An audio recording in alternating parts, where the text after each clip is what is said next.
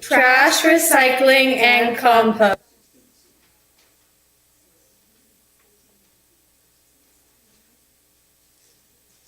Test wireless mic. Wireless mic. Okay. All right, it's all yours.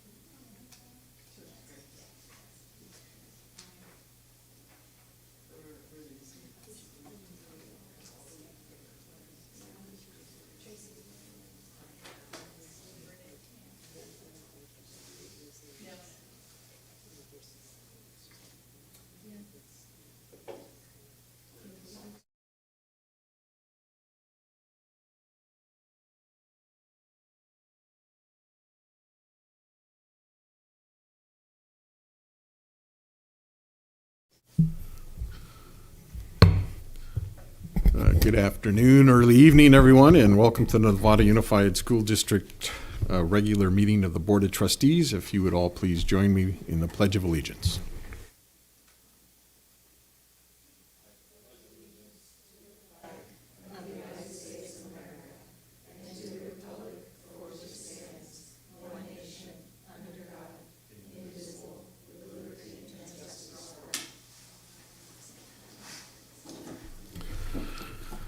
All right, thank you.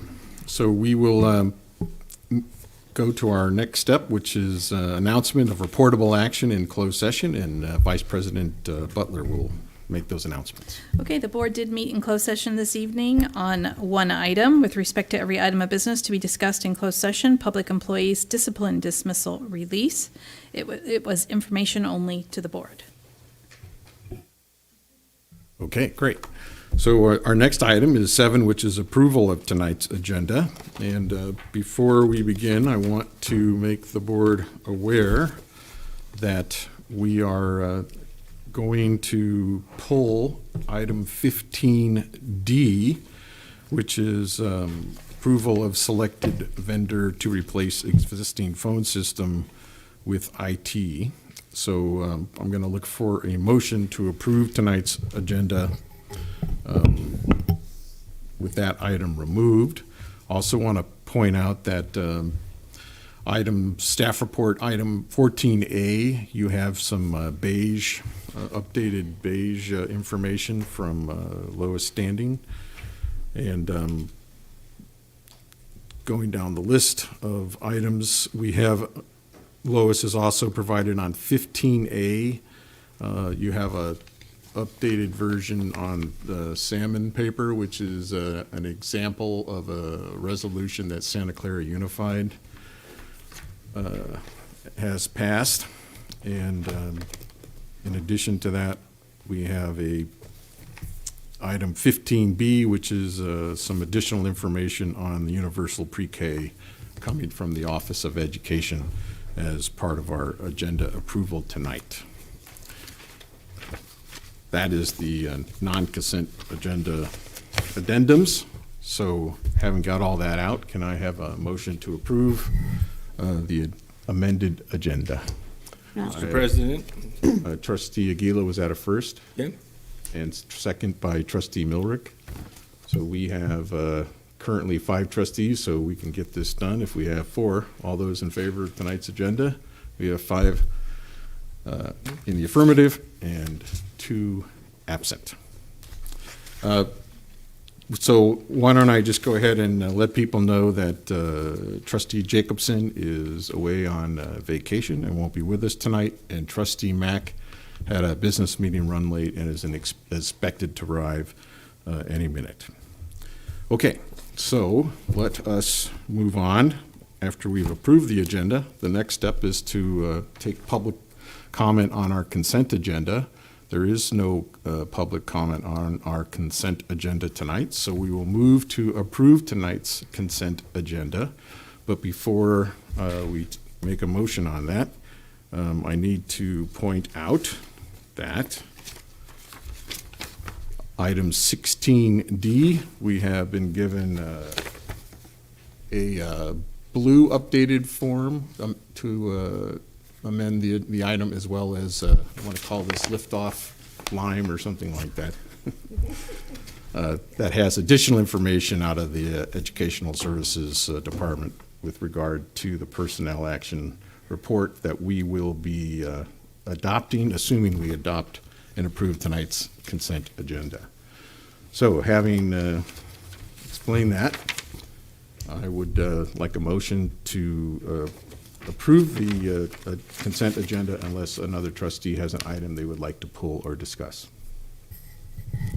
Okay, so no other items? I'll move the consent agenda as presented, Very good. So I'm seconded including by, the amendments the clarifying documents at our desk. So they'll be included in the record online. Okay. good. So we have a first from trustee Milrick to approve the amended consent agenda, seconded by trustee Aguila. All those in favor? We have 6 in favor and 1 absent. And the absent is trustee Jacobson. That is correct. Yeah. Who is away on vacation. All right, so that is the approval of our consent agenda. So now we get to go to announcements from the board and superintendent. So I'm going to look to you. Nope. I need to talk about this That's right. when we pull. Okay. So superintendent would like to give us an explanation on the item that was Thank you, amended. Derek. Okay, the 2 items that you have is the blue is the revised personnel action form. And the green one is what we've been developing, because as you know, Jen is going to be the interim principal at San Marin High School. They are very lucky. We are very sad because we're trying to divide up her duties and there's too many that we couldn't possibly, we can't live without her, but we know that this opportunity to serve at San Marin is great for the school and great for Jen. I want to point out that on the personnel action, there was the wrong salary. And so the 2 high school principals currently make $164,181. And I have listed here for you what Jen's duties are, because her salary is going to be $171,863, and that's what's on the personnel action now. And the duties that she's going to continue to do as assistant superintendent here are the Healthy Novato, which is a grant that she's been working on for several years, and she's an integral part, and they had a very long process developing a strategic plan this year. She's going to continue the LCAP process, and you'll hear and see the depth and complexity of that when she presents tonight. She's going to continue with overseeing the grants and the partnerships. She's going to continue to be the liaison with MCOE. Leadership Novato is an important group that she has been helping with, and she will continue to come to the weekly cabinet meetings and then meeting with her team upstairs. I will help with supervision and evaluation of her team, but she's going to continue to meet with them, so she has the continuity of continuing this work. As you know, we're going to go out for the principalship at San Marin starting in January, and then we'll determine that by the spring, and then we'll determine what our next steps. But right now, Jen has been very gracious in accepting the position out there knows that she's really excited about it, and it'll be a real benefit to all of us. Russ? So to be clear, so the community understands why we're waiting until January to fill the slot, why not now? To advertise at this late date is impossible. The high school principal is the hardest job to fill. And when we have somebody as fabulous as Jen to put in the position, it's much more cost-effective for us, and it's more prudent, because when we advertise in January, we'll get a larger application pool. And we are not replacing her. Everybody is taking something extra, and she's continuing to do, as you can see, numbers 1 through 6. So it's a huge effort. Of course, we hope that she'll return here, but you never know how things go. So we want to make sure that we are keeping her here and grounded and continuing to guide, and then the principal life is day and night and weekends, and so we want to make sure that she spends the majority of her time there. Of course, she will be there full time, but that's why we're doing the process the way we are. Thank you for the clarification. Mm-hmm. Okay, so that we'll go ahead and continue. It sort of made sense to have you clarify that under item 10, and so we're still on item 10. And that is the announcements by the board and superintendent. So I'm going to. We need to approve this. We did approve the agenda we approved it as part of the consent agenda in a single action prior to your explanation announcement. Oh, okay. So what happened was during the approval process of the consent agenda, I pointed out these additional documents, and I have on my agenda that as part of the board's announcements and superintendent announcement, Jan would explain the green sheet. And so she basically just announced the salary situation and how Jen Larson is going to be taking over at San Marin High School. So we've approved that. Okay. And if that wasn't clear enough, I'll try to make that clearer. Great. Yeah. So- I didn't understand that, so Yeah. my fault. So, correct. So, we should be safe and sound and ready to proceed. So this is usually the part of the meeting where I will ask trustees if they have any announcements or comments they'd like to make. So Trustee Miller. I had the privilege of participating in the graduation at Hill Middle School, Marin Oaks, and also at San Marin High School, and it was a privilege to watch these people charge off to their new life outside of Novato, conquering the world. It was just great. Thanks. Okay. Trustee Aguila. Yes. So it's been since the 24th since we've met and got to give an announcement about our last, since our last meeting. So since then, on the 26th, we had the Golden Bell graduate ceremony, and I wanted to especially thank Dr. Derby for being there and being one of the speakers who was just like, you got to introduce or actually say goodbye to Mary Jane Burke, and that was the special surprise that we had for her, since she's totally not into having attention towards her. She just doesn't like that. That's the kind of person she is. And so you did a great job. Thank you so much for that, and appreciate the teachers that were elected, and the classified, and everybody that was got to receive a bell. Very well deserved. So thank you for that. And on this June 7th, it was I attended the Zoom Nova 8th grade promotion. Oops, sorry. And then there was the graduations of Novato High, and also the adult graduation at Hill, and all the other days of graduation ceremonies. So happy for our students moving forward. I wish the best for those students and the parents, And it was a privilege to be able to be part of the ceremonies, and so proud of them. So I think that's it. Lots of special board meetings we had in between, and yeah, I think that's it. All right, thank you. Trustee Gasson. I was thrilled to be able to attend 5 different graduations and chaperone an 8th grade dance.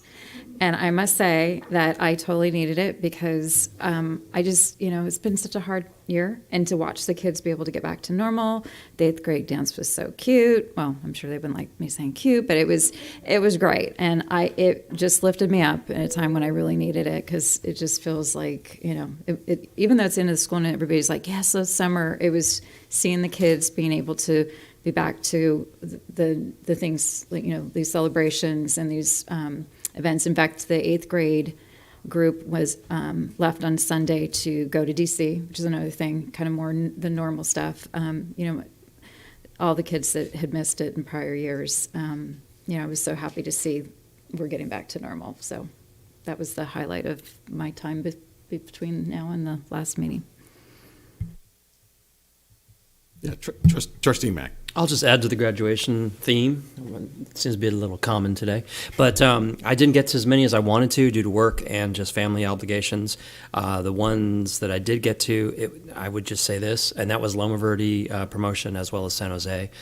It was just great to see everybody back to normal, so to speak, for the most part. No more virtual graduations, no more drive-thrus, and just really allowing the kids to enjoy the moment, and that was really important to see. So, good to see that. Great.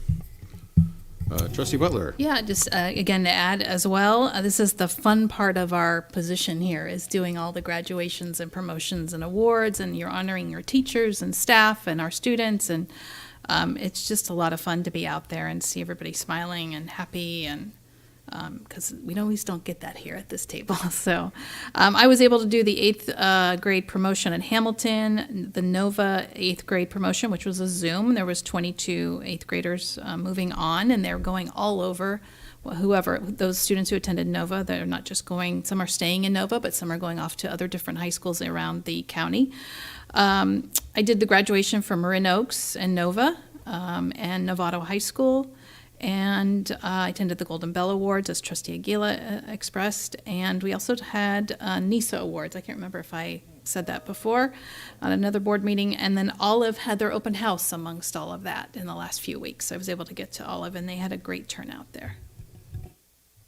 That's a lot. You guys have been busy. So, but just to tag along a little bit, Trustee Gasson, you sort of reminded me, I did, back in the day, I chaperoned 2 all-night grad night. And I also chaperoned a DC trip.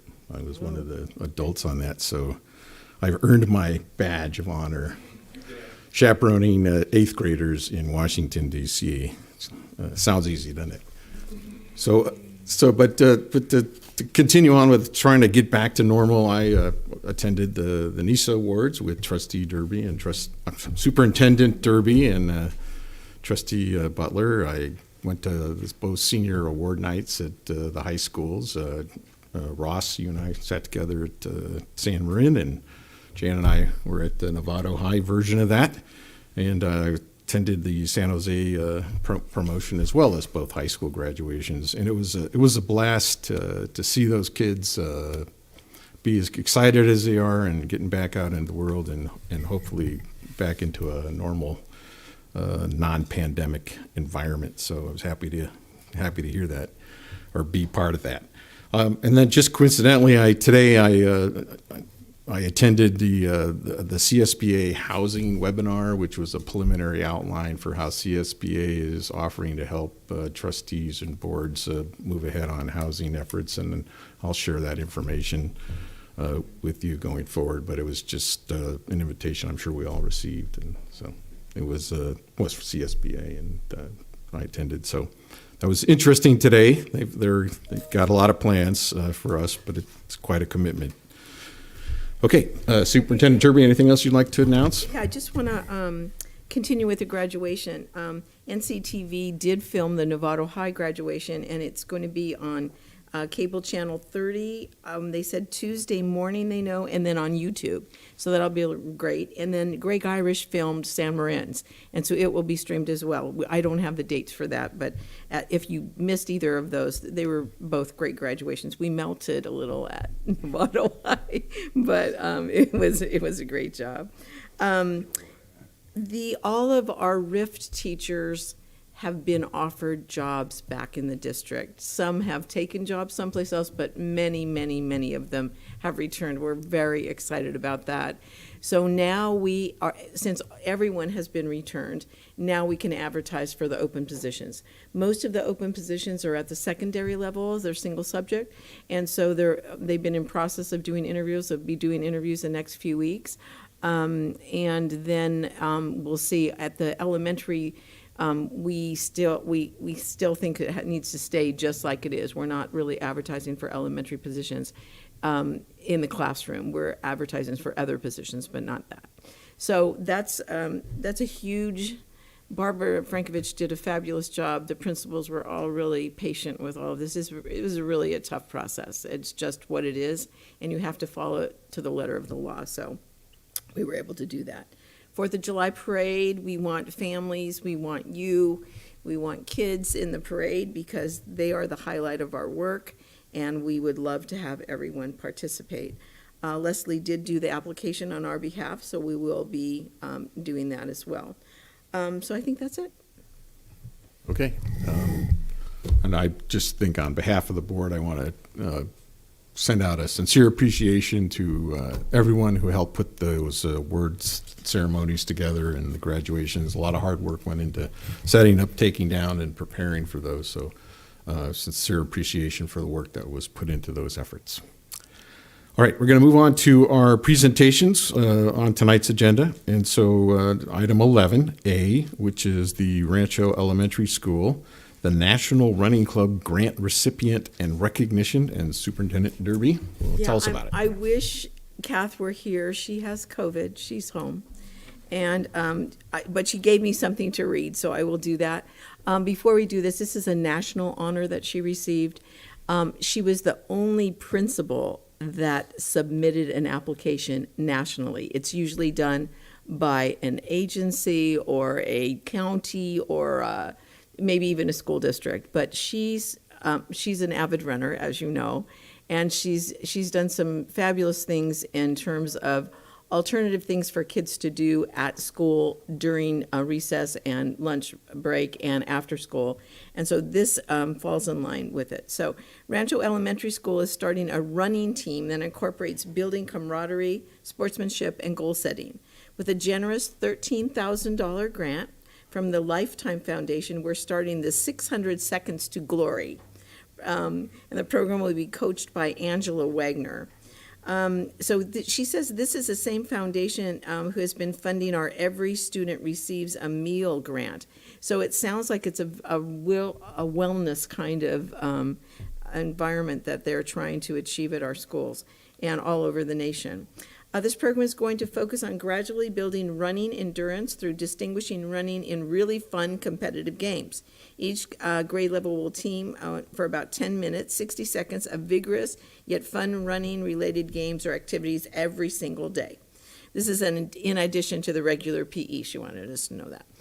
The power of the habit is crucial to building stamina, confidence, and self-esteem, and kids will learn how small efforts completed regularly can lead to amazing feats of accomplishment and personal fitness gains. Challenges will take place for each grade level separately to ensure smaller group sizes, camaraderie between teammates, and individual attention from the coach. Progress will be monitored regularly with fun runs, and students will track their own achievements with a culminating running event. We'll all have to go to that, I'm sure. So what is an honor is that the Lifetime Foundation is looking to use this program pilot at Rancho School for other schools nationwide. We're going to be incorporating nutrition with the partnership with Wellness in the Schools and looking at any correlations we can find with social, emotional, and academic progress. Coach Angela Wagner will also be compiling the games and activities so that others may duplicate the program in their schools as well. We're excited to offer this opportunity to our students and look forward to a fun and active start to the school year We invite you to come and join us anytime you want to run for 600 seconds. 600 seconds. So thank you to Kath for submitting it, and I think it's going to be a fabulous pilot for her school. Oh, that's great news. I mean, running keeps us healthy and less likely to become seriously ill if this pandemic were to come back strong. So let's move on to presentation B, which is the annual Novato Charter School update. And Jen Larson and Nikki Lloyd are going to give us the update. So we'll start with Jen Larson. Good evening, Board of Trustees, and I'm very proud and pleased to introduce Nikki Lloyd to share our annual presentation of the charter school. And I'm going to go ahead and get the presentation started, and you can come on over.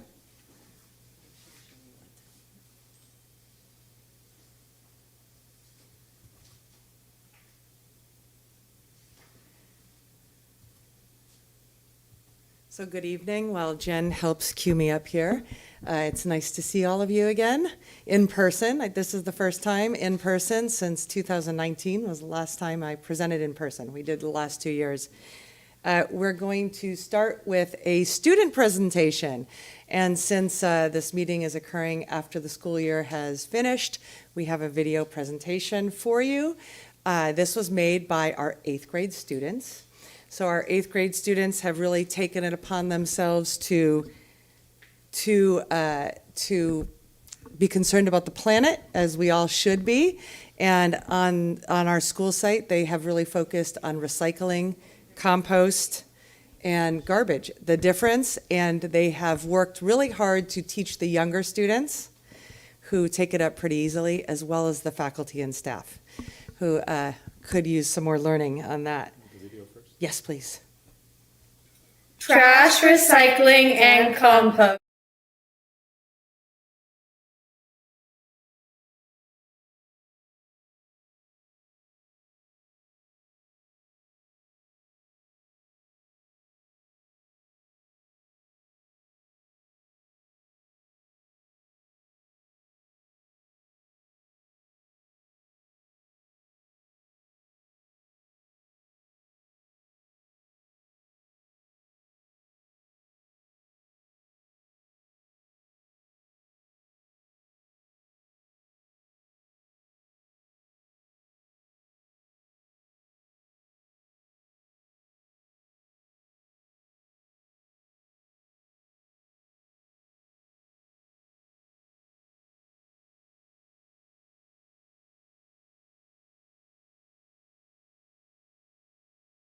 Your dry and spray cans, and everything that goes into the recycling has to be clean and dry. In the compost, we put paper plates, paper napkins, paper takeout boxes, coffee grounds and tea leaves, dairy products, eggshells and eggs, leftovers and spoiled food, and cooked meats. At the Novato Charter School, we have our own personal compost. It contains all fruits and vegetables, including pits and shells, all plant debris, including flowers, leaves, weeds, and branches.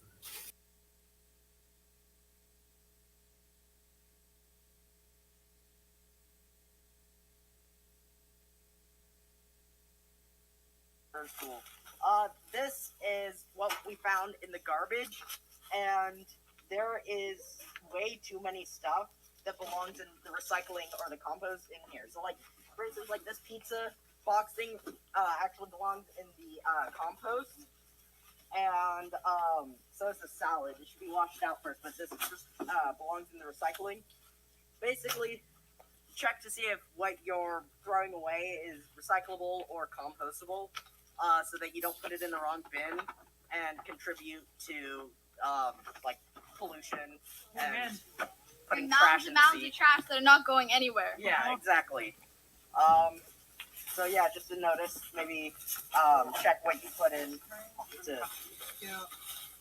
Check what you're gonna put into the bins. Next time, you might have to be able to do this. Yeah. Oh God, what's this? It's a one-time one. Thank you so much for watching our video. I hope it opens your eyes to the issue at hand and we can work together to try and save our planet little by little. Thank you. So obviously, it would have been much better if they could have come and spoken to you in person, because they are actually quite passionate about this, to the point that they were willing to go through the garbages and set things right. So let's see. Now I just need to get into my presentation. Oh, right there. Right. There we go. Make it full screen. Okay, so our annual update, and then what do I? Just do the arrows. The arrows here. Okay, great. So our annual update. We continue to work to meet our mission statement, which is we believe our students will positively impact the world. Our mission is to guide students to discover their individual gifts, build connections with others, and foster a love of learning. And we have 5 core values: respect, collaboration, creativity and the art of teaching, holistic developmental approach, and accountability. We are, as I've mentioned before, a full member of the Alliance for Public Waldorf Education. And I always like to remind people that public Waldorf education exists primarily in the West Coast in charter schools, but around the country, its districts are bringing it in as alternative programs, similar to the STEM program or the Marin School of the Arts program. So this national organization is supporting our work and in the public sector, and we are a full member. Our biggest focus, probably like many others for this 21-22 school year, was trying to return to normal. So we really felt as I know everybody did, we really felt that the pandemic and being isolated affected all of us. Of course, it affected the students, the children. It affected families. It affected the school community, the teachers. And so our goal this year was, one of our LCAP goals was to bring back as many on-campus, fully in-person, full community events. And we started the year with a few more public health restrictions, but I'm happy to say that we ended the year with all of our events back on campus and fully open to the community. So that was exciting. There's some pictures here of our Spanish assembly, our last day of school assembly, and our spring festival. We also engaged with Mickey Porter, which I think some of you know Mickey Porter, and she's fully trained to do the Dare to Lead work through Brene Brown. And that felt like an important activity to hold with our faculty and staff, again, as we came back together. We really found that during the pandemic, we all were operating in isolation, and coming back together really took some conscious work. We were excited to do that. Diversity. So this is actually some pictures from our Spanish assembly, and the focus was on the history of Spanish-speaking people in the state of California, and we had a whole presentation, and this was some of the artwork that they did. So our school demographics. A number of years ago, I stood before you, and I really received that message that you wanted Novato Charter School to more closely mirror the demographics in the Novato Unified School District. And so I was actually quite excited when we pulled up some data to report that we have increased in our English learners, all of our areas, and we've decreased in our white population. So I think we're continuing to make strides, and we want to continue to make those roads into letting the community know that we're open to everyone. We are a public school in Novato. Our CASP results, of course, that continues to be important to us, student achievement. So we've put a little information here about how we compare to the state of California. And we just want to finish by saying thank you. We continue to have a really strong partnership and relationship with Novato Unified School District. I appreciate that we're invited to so many of the leadership meetings, and we really benefit from that. And this is the 11th year that I have stood in front of you, and I think probably most of you know that I'm making a little change next year, and I'll have a new title. I'll be administrative officer. So I'll continue to support the Novato Charter School in a reduced position, but take on more of the activities that would happen at a district level. So I think we all know that it's getting more and more complex to run a public school in California with the multitude of plans and other items that we have to navigate. And we as the charter school navigate everything you guys do. We do our own LCAP, we do our own budget, the universal TK plan. So I'll be stepping into that role, and I have here, I'd like to introduce you to Karina Hato. So Karina Hato has been my assistant director, student services coordinator before that, and a teacher at the Novato Charter School for 6 years before that. And next year, she will be the on-site director, which is similar, of course, we use different words, but similar to principal. So we'll continue to work very closely together. Karina is English was her second language as a child. Her first language was Spanish. She has 4 children of her own. She was a Waldorf School graduate, and of course now has a public school teaching credential as well as the administrative credential. So the charter school is in very good hands with her, and I'm excited that I'll still be involved in just a different capacity.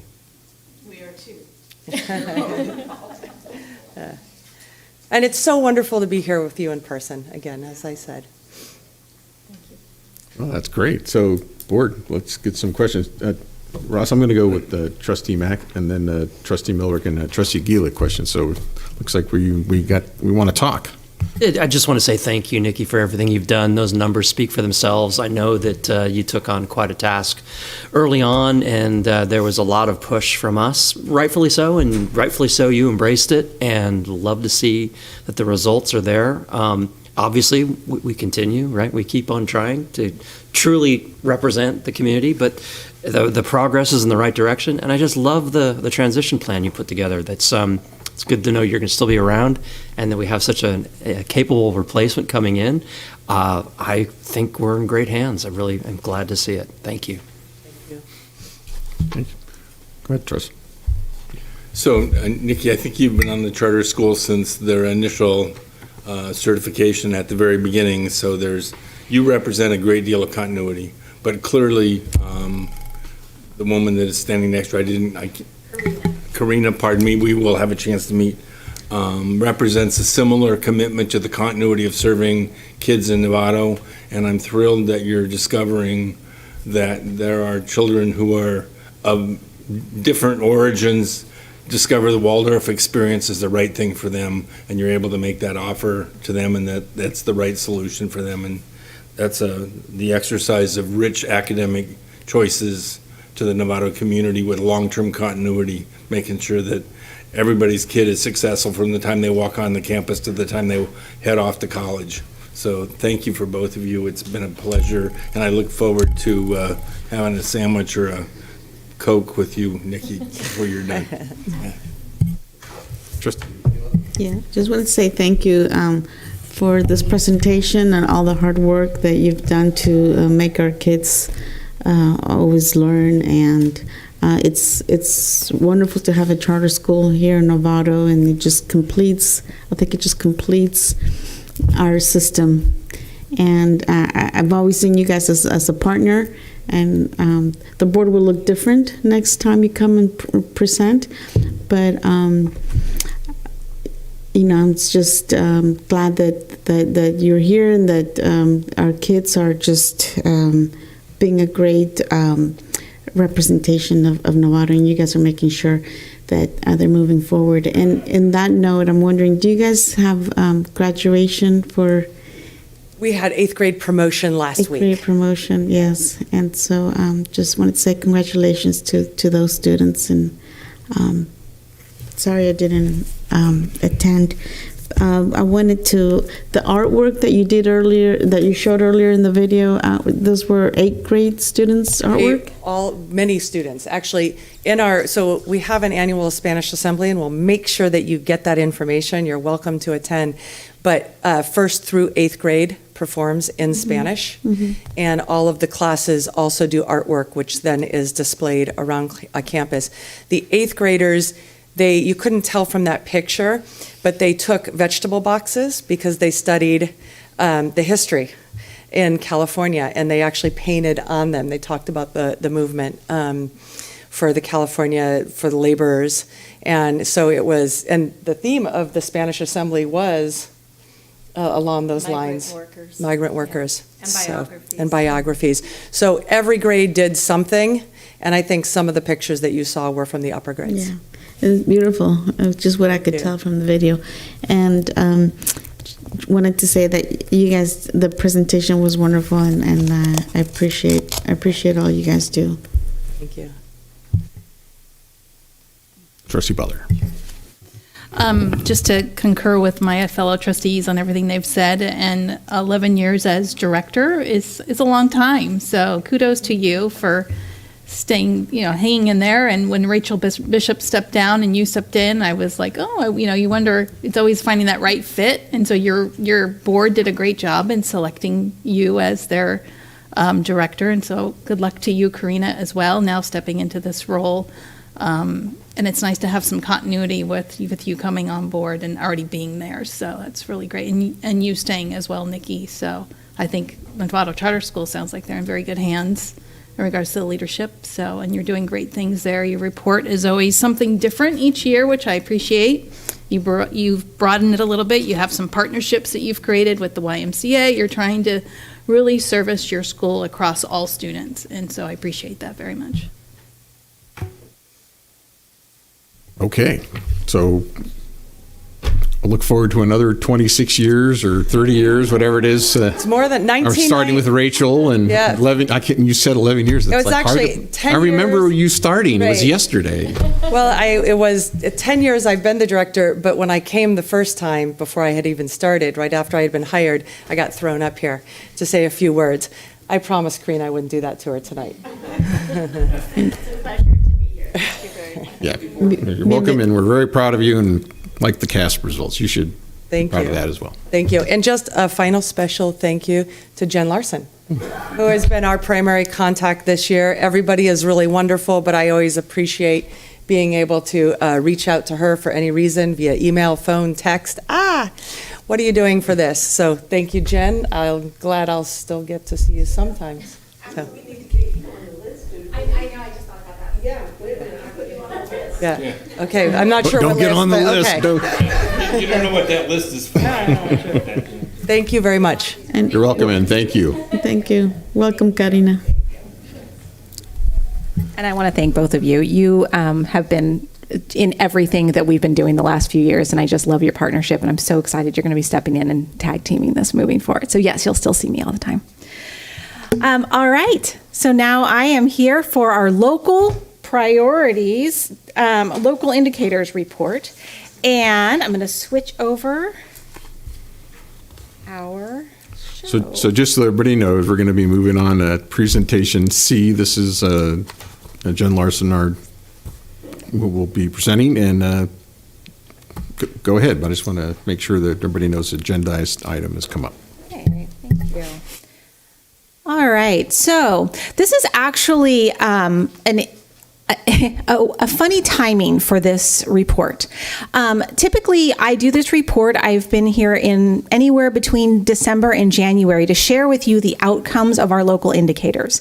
Every year, NUSD is required to report on all of the 8 priorities. 2 of those priorities are based on state indicators, our CASP tests, some different things that get reported through the state. But there are some that we report through rubrics ourselves. Those are due in October. And so typically I come after that presentation to report what our results were. Based on our new LCAP process, I'm required to review what the local indicators are during the LCAP process. So tonight you're going to get an overview. Nothing has changed since my report in January, and I'll be back after October, or someone will be back after October to share the results of this coming year. So just as a reminder, our California dashboard has 8 local indicators, or 8 indicators, 6 of which we have some voluntary or rubric self-identification and scoring in. Those are our basic needs, making sure that all of our teachers are appropriately credentialed, that all of our students have appropriate materials, implementation of the state standards, that we have ways for parent and families to be involved, that we have completed our school climate survey and report on those, which includes our suspensions, expulsions, absenteeism, so on and so forth, and that we continue to provide a broad course of study, meaning that we ensure that our students have access to all of the state requirements and that those are not only board approved but also aligned with state standards. And then finally, number 8 is our pupil outcomes. And our pupil outcomes is larger than just the assessment data. You'll notice that number 4 and 5 are missing in these 2 slides, and those are the ones that are reported on based on state indicators. This final one includes that, but it also includes some, again, local indicators, Galileo, social emotional learning, so on and so forth. So the purpose of us having local indicators is really so that not only our community is aware of our progress and our goals, but that we have an opportunity to reflect, monitor growth, and then use all of those indicators to help us plan our strategic do our strategic planning each year, which then results in our LCAP, which is why they are asking that we do this in alignment with our LCAP. Ideally, when you look at our LCAP, you see these 8 priorities very clearly outlined, and the metrics that we use, regardless of the goal area, will always be tied to these 8 indicators. And so it's important for us to just remember as we're reflecting on the LCAP between tonight and our next week when it comes for approval, making sure that you're also aware that you need to see all 8 reflected in that LCAP. Again, this is just a reminder of our timeline. The local indicators are going to be reported again in October. I'll be back again in the spring, and we'll share what the outcomes of those indicators are, which will include our CASP testing that we are just completing right now, including all of our local measurements. And that's it. Are there any questions or comments? Trustees, questions, comments? How about a simple one? Why are we doing this? Why do we have this dashboard? Or the state has this? Is this available to the public? Absolutely. So the dashboard, the California State Dashboard, is available to the public so that you can see our progress and achievement in all of these areas. I will say that the dashboard is not complete right now. So as you remember, we didn't have CASP testing, we didn't have chronic absenteeism, we didn't have a number of these indicators reported. And so when you look at the dashboard, it is certainly less complete than it once was, but it is a little bit of a spotlight into NUSD and where we are and where we're working to be. Okay, good. So no questions, comments? Then appreciate that presentation. So we will go ahead and move on to our next agenda item, which is going to be non-agenda public comment. And we have no non-agenda public comment tonight. So we're going to move into our next phase of the meeting, which is 13. These are public hearings. These are designed to give the public an opportunity to speak about some upcoming decisions that the board will be making. So this is an opportunity for me to get to play with my gavel and open an official public hearing and ask if anyone would like to speak. Seeing no one, I'm going to officially follow the state laws and rules and regulations and close that public hearing and move on to item 13B, which is a public hearing on the 2022-2023 Local Control Accountability Plan, affectionately known as LCAP. I'm going to open a public hearing and give the public an opportunity to address the board. There are no comments present or supplied ahead of time, so I will close that public hearing. And we will now move on to item 14, which are staff reports. And we're going to start with A, which is the 2022-23 preliminary NUSD general fund budget, and Lois Standing will present, our Chief Financial Officer. 14A is this one, right? The longer one, yes.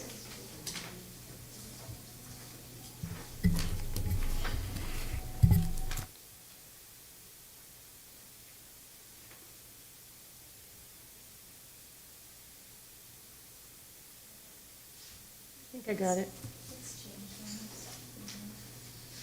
Look at that. I did it.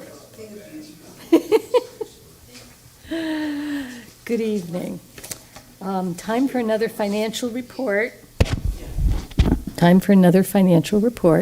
This one, the beginning of a whole new fiscal year.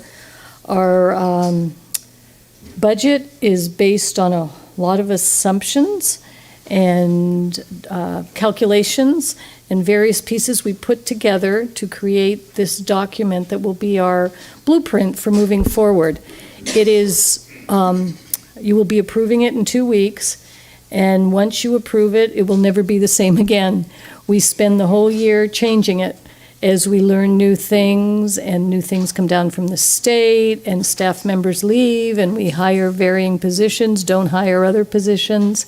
So it's a very much a moving target, and we don't really know how the year is financially until we close the books, which will be the next financial report you receive, not accounting for the 45-day revise in September, when you'll hear about the unaudited actuals for 21-22. So here we are beginning a new year while we still haven't even closed out the last year. But that is the way of school districts. Okay, so this has been a fairly interesting spring, summer, beginning of summer, as the governor has presented his budget. It is a historical high for Prop 98 funds, which is a term for school funding. And what's interesting is when I stood before you last year, I also said it was an historical high, but it is now way beyond what it was last year. The amount of money that we have as a state to spend on schools is higher than it's ever been, which is exciting and yet also a little bit intimidating. So based on the formula that they use to create COLA, which is a lot based on the economic situation, which, as we all know, there's high inflation right now, our statutory COLA is 6.56%. That sounds very exciting, and it is exciting. It means more money because that means we'll have more per student that we have in our school district, but it also means we'll be paying more for things. So that's the other side, that along with increased revenues, we will have increased expenditures. That's the nature of inflation. And what they are proposing to give us, the budget has yet to be approved, is also a 3.3% increase to the LCFF base. And that is not a statutory COLA, that is extra money they are giving us, which is not anything I've seen since LCFF came along. So this is a good thing. They're also, because of the increased rules or laws, mandates about TK, transitional kindergarten, they're increasing the amount that's part of the LCFF funding. It's about $2,813 per ADA, which somewhere in your documents it translates to $300 and something thousand for Novato that we'll have to work with. And that's mainly meant to pay for the extra expenses, which in our case, in all cases, they're requiring a 12-to-1 student-teacher or student-adult ratio. So for every TK class we have with over 12 students, we'll be hiring a transitional kindergarten paraprofessional aide. So this money will help pay for those aides. Now, what's missing in all of this is the legislative response, or the definite end to what the budget is. At this point, the legislature and the governor are going back and forth about how the budget's actually going to be approved. As I understand it, the legislature has until tomorrow to put forth something and get it signed. I have not heard that they have, but I'm kind of thinking we'll see something tomorrow, because that's the law we put into place, where if they don't do it, they don't get paid. So ever since that was put into law, we see it. And then the governor has until the end of the month to sign it as the budget. So we'll see very shortly what the final product is going to look like. And as I mentioned before, we will report on the actual changes that affect Novato in the 45-day revise. Our timeline requires us to approve our budget by June 30th, and it takes a lot to get to that point, so we have to make assumptions based on May revise, not on the final budget. So here are some of the assumptions that we've used. I don't want to go over them all, but I want to point out a couple of things. The top line, the LCFF local control funding formula COLA, that 9.86 represents the 6.56 and the 3.3, so it's a super duper COLA.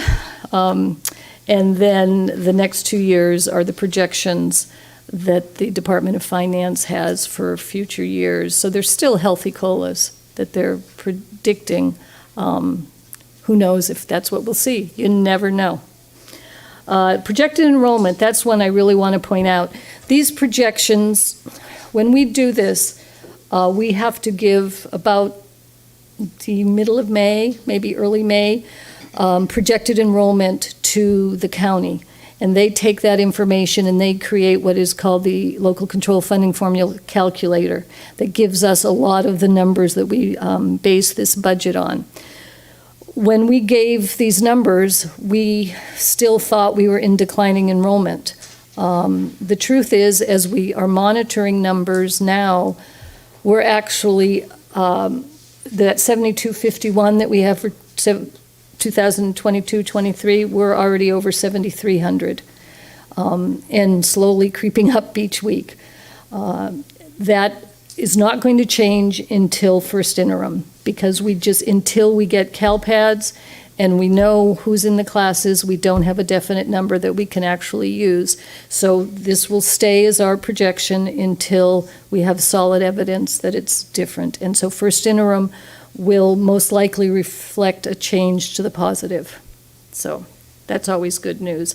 And as you can see, the COLA, the next line, projected LCFF entitlement, that's amount per student. So we've hit a new benchmark, $11,000 per student, which is a healthy amount. A couple of years ago, we were down in the 9,000s. So this was a big jump, and you can see in the following 2 years, it continues to go up, but more slightly. This budget is based on only 1 year of parcel tax funding because we don't know the outcome. So, and it expires in June of 2023. So you can see that 2 years out have no parcel tax revenue, but the parcel tax expenditures remain.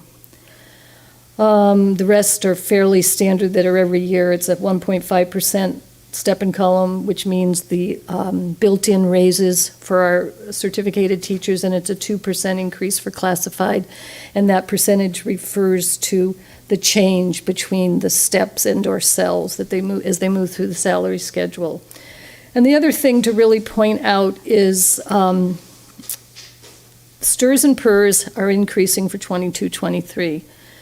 And PERS will continue to increase next year, but in the third year out, you can see it's projected to go down just a little bit.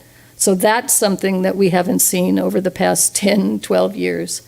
And then the STRS rates, it's up this year, but then it doesn't show that it's up any, they're not predicting at this point that it will go up in the next 2 years. Again, we'll wait and see. Any questions on this one? Any questions? It's excellent to see it laid out like this. I really love what you've done. Good. So I have maybe more of a question or a comment. So we're making these assumptions based on the California legislator adopting a budget by June 15th or required by law, or they don't get paid, and maybe they get a break or something. But from all intents and purposes, it sounds like they really aren't very prepared, and there's a lot of agreements that haven't been made yet. So even though they're going to pass some legislation tomorrow that says they've adopted a budget so they can pay themselves, there's still a lot to be negotiated and worked out. That is absolutely true. And it might be just something that as pandemic, coming out of the pandemic related, things are not actually normal, but I just would caution us and our citizenry that our state legislation has really failed to produce a final budget for us to base our budget assumptions on. So we have to be a little bit more cautious than usual And that's difficult for us because our bargaining units want to get going and we have to make decisions in an inflationary period. So I hope that they work late and do their best to get it done because it's affecting all of us down here. And so anybody that's not happy with that, they might want to contact their legislator or state senator about it. You mentioned the PERS rates looking forward that they might be stabilizing, but you know, the financial news right now isn't so good. I mean, there's a lot of inflation. There's a war having an impact on food supply. There's the markets aren't performing well at all, and it's actually these investment vehicles that maintain and support these pensions. And the reason that we're in this escalatory period where we're having to pay rates that are 5 times what they were 18 years ago is because of the failure of in these investments to keep up with the amount of funds needed to pay these pensions. So again, I would just caution all of us that going forward, let's all hope that things, they call it a soft landing, or that the economy can maintain itself. But if the economy were to fall into a deep recession, I think you can count on these rates to go up significantly in the coming years. And therefore, I think it's something that we need to think about it from a budget perspective about reserves and how we're going to be prepared to deal with our obligation on our part to keep these pensions operating or functioning at all. So that's where you wanted to ask if there are any comments. Those are the comments. Good comments, thank you. Okay, so here we are with some of the numbers. Now, this is a combination of restricted and unrestricted, and it's often, you have in your narrative, the broken out, that's actually in the corrected. That's where the errors were. They were in the fund balance section of 2 of those pages. So in your colored section, you have 3 new clear spreadsheets of the financial report numbers, unrestricted, restricted, and combined. This is a summary of the combined, just so we can have some talking points. So if you go across and look at, this is 21-22 estimated actuals. That means at this point what we think this year is going to end with, and the 22-23 proposed budget, what we've put in the budget. Now, it's a little misleading. It looks like, oh, same revenue both years. Well, total, yes. But if you look on your separated sheets, unrestricted is up by about 5 million, and restricted is down. Now, the unrestricted is up, and we'll go through the details of why that is, but it's mostly because of the assumptions we're using and the large amount of money coming down from the state. Restricted is down because we don't, at this point, budget revenue, is, I'm sure you've heard a million times, carryover, grants, different things that we haven't received yet. And with all of the special one-time grants last year that we received, plus extra COVID money, so the amount's way down this year. But so the revenue looks like it's the same, but it's very different how it's balanced. Salary and benefits. Now, this threw me in the beginning. I thought, oh, it went down. Okay, we made reductions, but oh, we gave a raise. But what's happening here is the 21-22 estimated actuals already reflect the salary increase. We gave part of it, and then we also put into this year's budget the part that hasn't been paid out yet, so it reflects in this number. So the salaries is going straight across, and so the decrease you see is a combination of the reductions we made plus increases in step and column and any PERS, STIRS kinds of increases. Supplies and operations, that mostly goes down in budget year because of the carryover grant money. We just don't budget the expenditures because we haven't budgeted the revenue. So anything we spend of those dollars next year will happen as we plan on the spending, and then we budget the expenditures. It also reflects the reductions, the site and department reductions that you approved when we did the budget reductions earlier last year. And the sources, uses, the reason that it's an increase, but it's really a decrease. There's a very larger than I would have liked to see an increase to special education. Part of that is a late increase in non-public schools. There's some staffing issues. I think this number will work out over time. What we don't have reflected, I think, as well as we could, is some of the increases coming through to special ed. So we will get our hand around those and be able to clear the budget up for special ed. I don't think this number will be as high as it seems. And then you get to the beginning fund balance, and you see that it looks like we're ending this year with a $20 million fund balance. And then we have a big positive, not a deficit, but a big positive number in the proposed budget. So we're ending with a $25 million fund balance in the total. And that includes about $6 million in restricted. So we'll talk a little bit more about that in not probably so much this item, but the next or the additional item I have on the agenda for you to discuss tonight. Any questions here before we move on? Trustee Gaston has a question. You said you were going to come back to it, so I was looking at the unrestricted revenue. So you said, are you going to cover that again later in more detail? Yes. Okay, thank you. Any other questions? So I was just referring to the MCOE's common message, and they seem to be a little more optimistic about special ed, but maybe you're just not sure yet, or? We did not get all the details to be able to put it into this budget. So yes, that's why I'm thinking this is going to be better than it looks. All right. That's the point. Okay, thank you. Yeah, Trustee Butler. Will our final approval on the 28th include those changes? No. Okay. Yeah, got it. Okay. All right, so now I'm just going to break it down again, or a little bit more. What's new for Novato Unified? So the 9.86 statutory COLA, that's really good news. It gives us about $5 million of ongoing funding. We aren't talking about one-time funding. That's what I also want to say. There's no one-time assumptions here.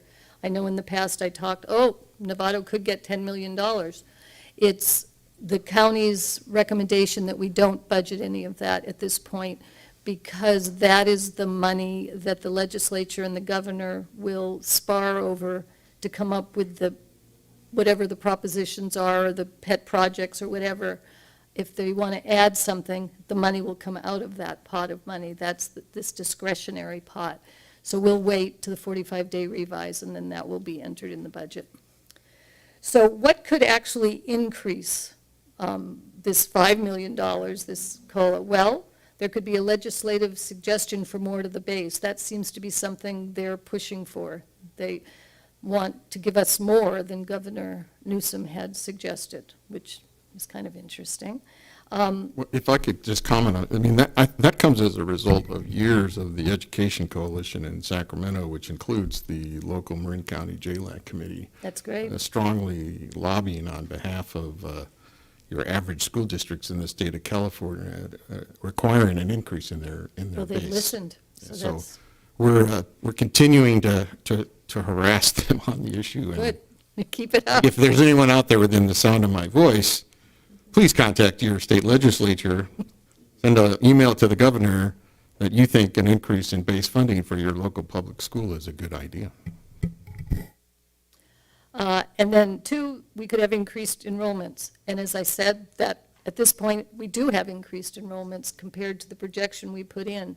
So at 45-day revise, well, excuse me, I'll take that back. We aren't going to put the enrollments in until first interim, till we have the CalPADS numbers. But that is something that most likely will be more than what we have. And there could be additional support from the state for average daily attendance. As I said in our narrative, our assumptions include the 3-year averaging, but they don't include the extra, what they're calling the attendance proxy, which would give us another little boost because it would increase our attendance rate. We have a very depressed attendance rate for last year or this year because of COVID. We're at 94% instead of our usual 97%. So if we can go back and use an older, higher rate, we'll have more ADA for that. And then maybe we'll have a much better attendance rate in 22, 23, and that will automatically help us. So there's several things vying to actually increase what we're looking at in this budget for revenue. But on the other side, what could decrease it if we actually started having declining enrollment again? If this is just a boost because it's after COVID and the natural declining enrollment continues, that will decrease future revenues. But I think the biggest risk is an economic downturn. And we just don't know at this point when that will happen. Trustee Gasson. So that kind of, and I just now forgot what you had said, President L, about the economy, or maybe it was about saving up. So I obviously haven't been sitting here since we were last in a recession, but my question about the downturn in terms of our ability to plan for it, we're restricted now by how much we can have in reserves, correct? So we've got all this money, and if there's going to be potentially a downturn, there's only so much that we can do to proactively. We're restricted to what we can have in assigned and unassigned reserves. We are not restricted to what we can have in committed reserves. And there is quite a bit of flexibility in what you can do to commit funds. Okay, so that might be a conversation that we have with the expectation that we may see. I'm just thinking back, wasn't there a time when, all that money that we had coming in for a while was because it was like the payback from the state because they had paid us for so long. I'm just worried that that's going to happen when things are looking so good. We're trying to get back on our feet and then having the carpet pulled out from under us and us being back to where we don't, oh yeah, you'll get it eventually, but you're not going to get it right now. So that cash And flow. anyone who's been in school for any amount of school business for any amount of time is exactly worrying about that thing. Okay, thank you. Well, not happy about it, but thank you. Okay. And then one last part 3 of what's new, a little bit about expenditures. So as I mentioned before, the reductions you approved in 21-22 are reflected in these numbers. Right now, our class sizes at most of our school sites are at contract or not far below. And the salary increases are also reflected in both budgets this year and last. Per STR's projected. And as far as a good sign of expenditures, the Budget Advisory Committee coming up with efficiencies and more long-term ways to help us be able to put our money where it needs to go. Okay? And then finally, the unrestricted multi-year projection. Now with this, I only did the unrestricted. As I've often said, the restricted dollars muddy this. We want to see what our unrestricted MYP is doing. So here you see the revenues. This is not showing last year's, so it's showing the increase this year of 80 up to 80,908, and that's total revenue, so that's not just LCFF. And then you can see the increase across the 3 years. And remember, that is with enrollment projections that showed decline. So in spite of declining enrollment, because of the higher COLAs, our revenue is continuing to grow in future years. Salary and benefit, the only increases would be step and column and any PERS or STRS increases, which are less than we've seen in the past. We're holding supplies and operations at a standstill with the thought that, yes, prices will increase, but we're going to have to tighten our belt to meet those increases. Not sure if that's reasonable, but that was the assumption made here. Sources and uses, that increase that you see is the contribution that we're having to make to cover the parcel tax. So it goes from the 14 million this year where we had parcel tax to a 17 million, then to 18 million. So there's some increases to special ed, but also the big jump is that this covers the expenses that come out of the parcel tax resource. But in spite of those changes, you can see bottom line, unrestricted, our fund balance is set to continue to grow over the next 3 years if all of these factors continue to happen. It's a big if, but as we stand here today, that's what it looks like. But as I've said, things change all the time. But with our assumptions, this is what we're presenting today. And that is my presentation on the budget for this week. Any other questions or comments? Okay, Trustee Gaston and Trustee Miller after that. I have a comment. So on the unrestricted general fund revenue, when you have it broken out, and I know it's not significant, but I feel like any amount is important. You're reflecting a local revenue 165,000 less. What encompasses? That's because we only budget that as we receive it. That's donations, grants, and so that's just common practice that you don't budget what you had last year. Okay. You budget it as it comes in. So by the end of next year, that will definitely be higher. Okay. And part of my thinking was wondering what was in there, because a lot of when you get grants and things, it's first, I presume that would have been more into the restricted category, not unrestricted. So it's just anybody giving. Well, I would think more local donations. Okay. There's some local, but the money you do see is projected interest, and I believe it's facilities use are the two things that actually are the big pieces that make up the number you're looking at. I can check and make sure. That's okay. It was just generally, and like I said, it jumped out. It was 165,000. Well, for instance, when a school site gets all their money for field trips, and it comes down to the district office and we deposit it in their account, it shows there. So those are the kinds of things that we take all that money in, and then when it comes time to adjust budgets, we adjust the budget up. So you'll see it higher at first interim and then even higher at second interim, and the true number at unaudited actuals. Thank you. Trustee Miller. So I'm looking at the supplies and operations, and your assumption is flat, which is as good an assumption as probably anything else right now. But we've done it in so many exercises in cutting the cost of operating things. It seems to me it would be a better assumption to assume it's going to increase at the rate of inflation, because but that doesn't change this picture a whole lot, but it changes it a little bit. It's a tricky one. I agree. Yeah. It's you can guess almost anything, but reality. And they're all guesses. Right. Exactly. So thank you for being clear about the guess you made. Thank you. Any more questions or comments? So if you guys don't mind, I will. I would say that it's basically up to us to guess too.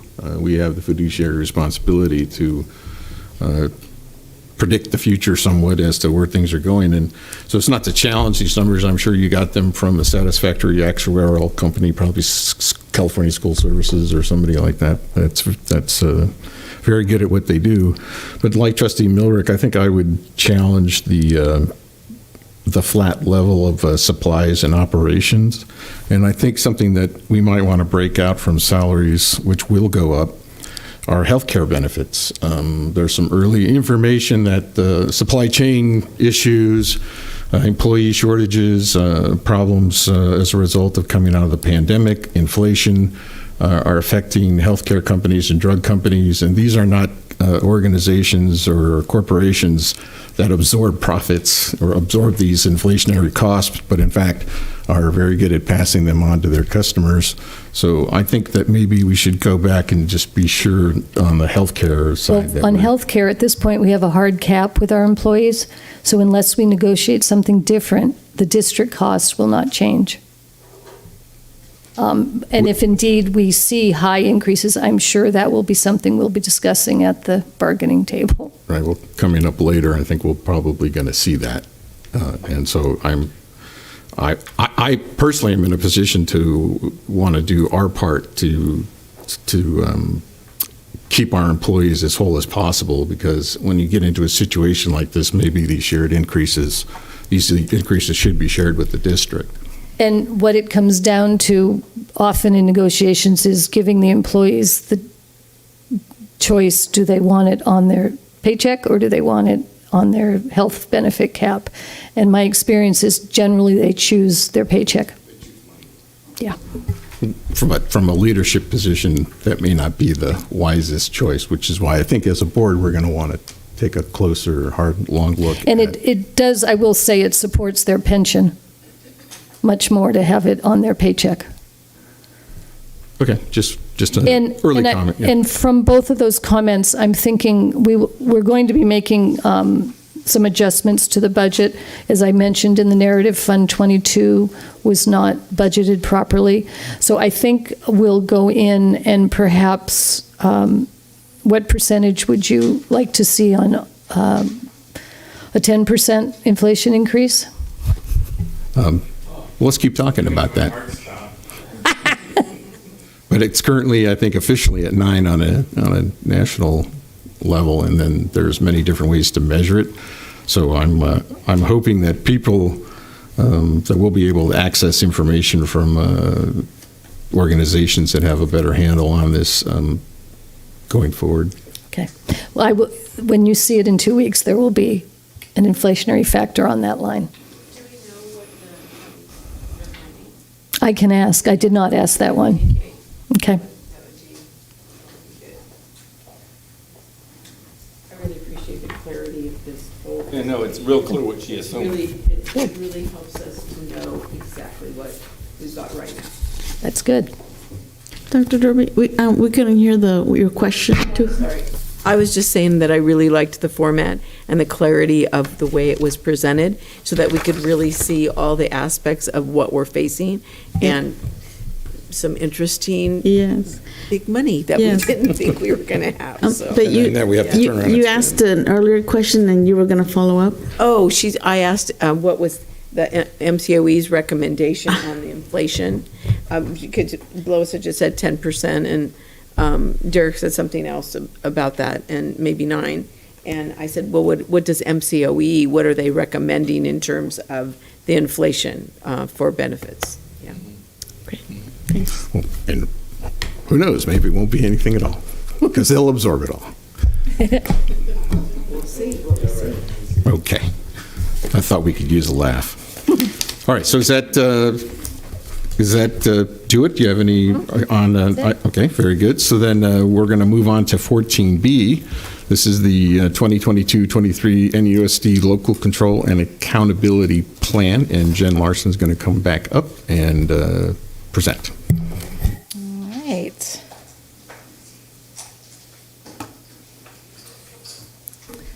All right, thank you so much. So I am here tonight to present the first overview of the 2022-23 LCAP. In front of you and in your packet, you have the entire 140 plus page document. What I hope to be able to do in this presentation is summarize and give you an overview of the highlights, most specifically any significant changes that have been made. So the first thing I want to remind both our board and the community is the LCAP is really the commitment of quite a few stakeholders. So I would be remiss to not thank the many, many people and teams who were a part of this process. Starting in February, the education services and the business team work together, and we host a number of stakeholder events, multiple parent advisory committees, student advisory committee, and a panel of student voice groups. The district leadership team has some input, as well as the District English Language Advisory Committee and the Marin County SELPA. And so we take all of that information, we look for themes, we look for data, all of the different points that we've been trying to monitor over the course of the year, and we come together to put this plan in place for the following year. As a reminder, what we do in those meetings is we go through the process of actually reviewing everything that was in last year's LCAP, and then the education services team actually monitors all of the metrics throughout the year. So while the schools are running data cycles on their own school campuses, our education services team looks at all of the metrics for the LCAP and the progress that our schools and our district as a whole have made. And so we report on those metrics both at the mid-year and then again through the stakeholder meetings. And then we ask for the advice and the feedback of our community on what our priorities should be based on both their experiences and the data that we've collected through the year. So what is the LCAP? the local control and accountability plan is a 3-year plan. So last year was the first year of a 3-year cycle, and so what you're going to see today is the update to that. So in your LCAP for this year, you will see that we haven't changed any of the broad goals. The new LCAP format is broken up into 2 parts. We have broad goals, which are supposed to span the entire 2021 to 24 time span. And then we have focus goals. And the focus goals are year to year. You will notice that we did not change our focus goals for this year. We did change some of the action items within those goal areas, but we will maintain our focus on the data-based decision-making as our focus goal again for the following year. And then the last is, this is an opportunity for us to annually review our progress, check in for what's working, what's not working, talk with all of our stakeholders and their experiences, and tell the story of NUSD. Every year this changes just a little bit, and again, this is a projection. So we are basing this on a $5,414,000 allocation. This chart I use with all of our stakeholder groups because when we hear LCAP, we think of the big giant budget, which includes everything, our operating costs, our salaries, and all of the funds that we put towards our programs. When we are talking about LCFF supplemental, which is the aspect or the portion of this plan that our stakeholders have input into, it is that small sliver in light blue, which is the $5 million of the almost $70 million budget. So when I'm talking with stakeholder groups, with our district leadership team and with staff, we're talking about that tiny little sliver, and that is very specific to 3 groups of students: our English language learners, our foster youth, and our low socioeconomic families and students. With that in mind, we always like to give an update of where we are with that. So we currently, as of today, have 1,241 English language learners in NUSD, 3,003 students who are have applied for and receive free and reduced.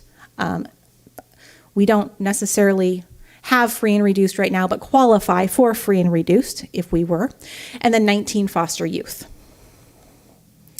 So just a reminder of what our broad goals are. We have 3. We have had these goals for quite some time, and it was wonderful to be able to put them into our LCAP and really focus broadly on them. Our culture of caring, our culture of competence, our culture of excellence. And then our focus goals, we actually have 3, but you'll only notice 2 of them reflected here, and you'll only receive an update to the focus 1 in your LCAP, and I'll explain why. We have 3 focus goals. Focus 1 goal is specific to what will we be looking most closely at in the next year, what we'll be allocating time and money towards, and that is high quality data. Focus 2 goal was an ask of the state last year that they wanted to see the Expanded Learning Opportunities Grant funds reflected in our 3-year plan. That was going to be a 1-year goal. Because they've expanded the timeline to be able to spend those funds through 2024, it will remain there, but there will be no change to the plan because the plan is the ELO plan that you approved at a separate meeting. So that will stay as a holding place until we have finished using those funds. The third one is called it's basically all of our other operating costs.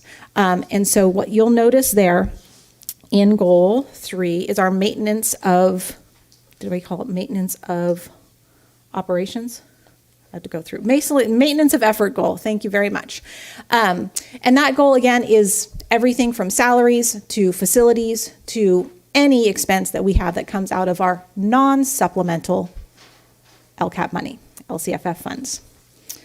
All right, I'm going to pause there. So that is the basis of our LCAP. That is how it's structured. Are there any questions on that? Looks identical. Questions or comments? It's really not yet. So. Not yet. Great. Okay, so we're going to jump in. So these are just a very high-level overview, and you can see the actual data throughout the LCAP itself. But what were our biggest successes and what are our challenges that we will be focusing on next year in each of our broad goals? The first is we increased our mental health services, and we absolutely needed to. We knew that was going to be a challenge for us this year. One of the places where we really diversified our services was to include more small group therapy. Even with the expansions that we made, we have long waiting lists. And so we know that there's still more work to be done in that area. And we will be working through both this plan and several other grants that we have been able to receive for the following year, actually following 3 years, to be able to even expand this further. The next is we administered the social emotional screener. We had needed to do something in this area, bringing students back to campus. We chose the DESA. We administered that through all elementary up through 6th grade.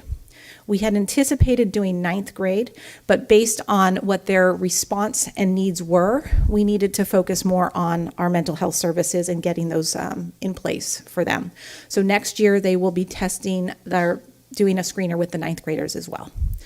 And then last but not least on that one is our increased community service, community liaison allocation. We had that come up in every single stakeholder group meeting last year, that we needed to increase our community liaison so that we had a higher engagement from our families that are not often represented.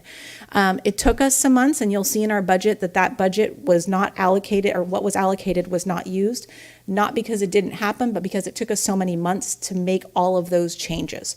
So our community liaisons are now in place. The formula is much greater, and we have, I believe, the support we need at each school based on their enrollment of these 3 groups of students. All right, challenges. What do we need to do?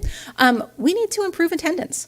And we knew this. This is no surprise. We really struggled this year. COVID had a huge impact on that, as did mental wellness of our students. Anxiety and stress levels were increasingly high. And so both our response to that and also our commitment to alternative means of support for our students to get them back on campus, feeling safe on campus, and also the health and safety of our students so that we don't have these outbreaks of COVID moving forward. So I expect that to decrease a little bit naturally, but we need to put some effort onto our mental health and wellness systems. Yeah.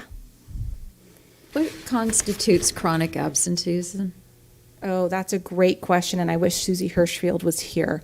I'm going to get you that answer. I'll give you, there's a very clear definition. I believe it's over 10 days of unexcused absences. Am I right? So I'm they're right. all, okay. so they're unexcused. Okay. I ask because to your point, I know that my girls, some days they just were like, I just can't do it. Yeah. But that would have been excuses. I would have called it in and said, so it's okay. I was wondering how much COVID affected, like if you just had a whole bunch of apps. I mean, my girls used to never miss school, and we've missed more probably this year than we did all the prior years. Lois wants to respond as well. Cumulatively. 10% of the school year. Thank you. Okay, thank you. I believe chronic absenteeism is even sick. That if you have a child who's sick for lots and lots of times, you attend to that. I was going to say, I know when my students are out for even a doctor's appointment, that's unexcused. I know that counts towards their absenteeism. So I believe that it's... Yeah, it's different than truancy. The unexcused would be truancy. Then I would be interested to know, because if that's the case as well, if the doctor, I mean, we're still playing catch up with appointments because the physicians or the dentists or whomever or not. I mean, so I'd be interested then. That may just resolve itself because kids might, I think there's a lot of stuff that's feeding into that then if that is the case, that counts as an unexcused. Anyway, I was just curious about that. I do think that this will significantly change over time as we return to things as normal. But this year, that was a big challenge for all of our schools. We spent a lot of time and resources on trying to support students. Because they could make up those absences, a lot of this was in how our systems are designed to for Saturday Academy and for independent study packets, as I know everybody heard about. It's a daunting task, and so putting more streamlined systems in place for students to be able to make absences up is going to be a key process for next year. All right, broad goal 2. This is our culture of competence, otherwise known as multi-tiered system of support. And so with this, where we really had some successes is getting all of our core curriculum updated and professional development. So we now have science and social studies in our elementary grades after many years of piloting and trying for that. We also have ELD curriculum adopted for elementary all the way through, hopefully after tonight, 12th grade. We reclassified an additional 77 students up to 127 this year. I do want to note a big part of that jump is that we couldn't reclassify so many students because they had to assess in person. So through COVID, if a student chose not to come in person, we weren't able to give them the full LPAC, which meant they couldn't. So this year we have probably tested twice as many students as we have in the past playing catch up for last year, which does account for some of that big leap. I would love to say that's because we've had this amazing EL jump.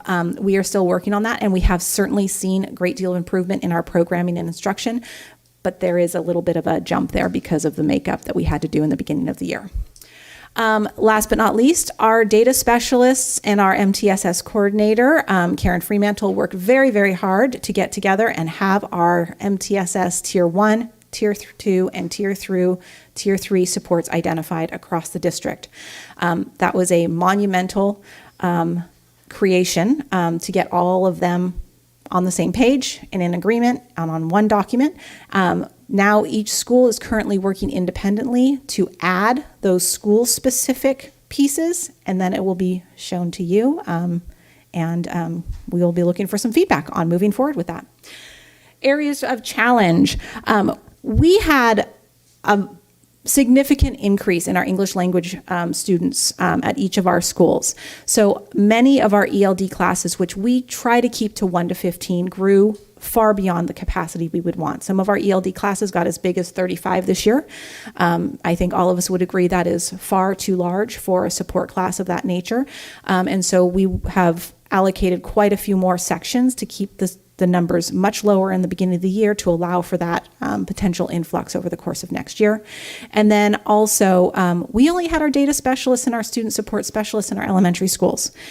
Based on the data, they had a tremendous impact on our student success and really on bringing our students back and offering high-level, small group interventions. So our recommendation in this year's LCAP is to increase that to all of our schools. So we will have that service for both middle and high school where it is just as needed as the elementary schools.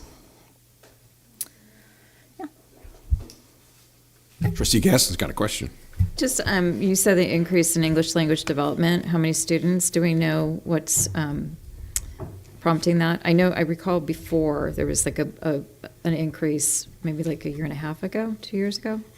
I will say most of it is in the high school level, and we do have an influx of unaccompanied youth.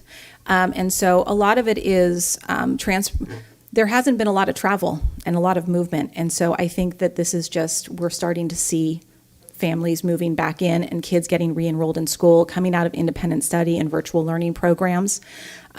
It definitely counts for some of the increased enrollment that we're seeing. It's fantastic. And a lot of our students have been gone and come back. So we always anticipate some growth. The growth we saw this year was just exceeded what we had seen in the past couple of years, which, yeah. All right, a culture of excellence. And so this is where we really talk about our standards-based education. Are our students achieving at the level that we want them to achieve? Are we seeing that growth?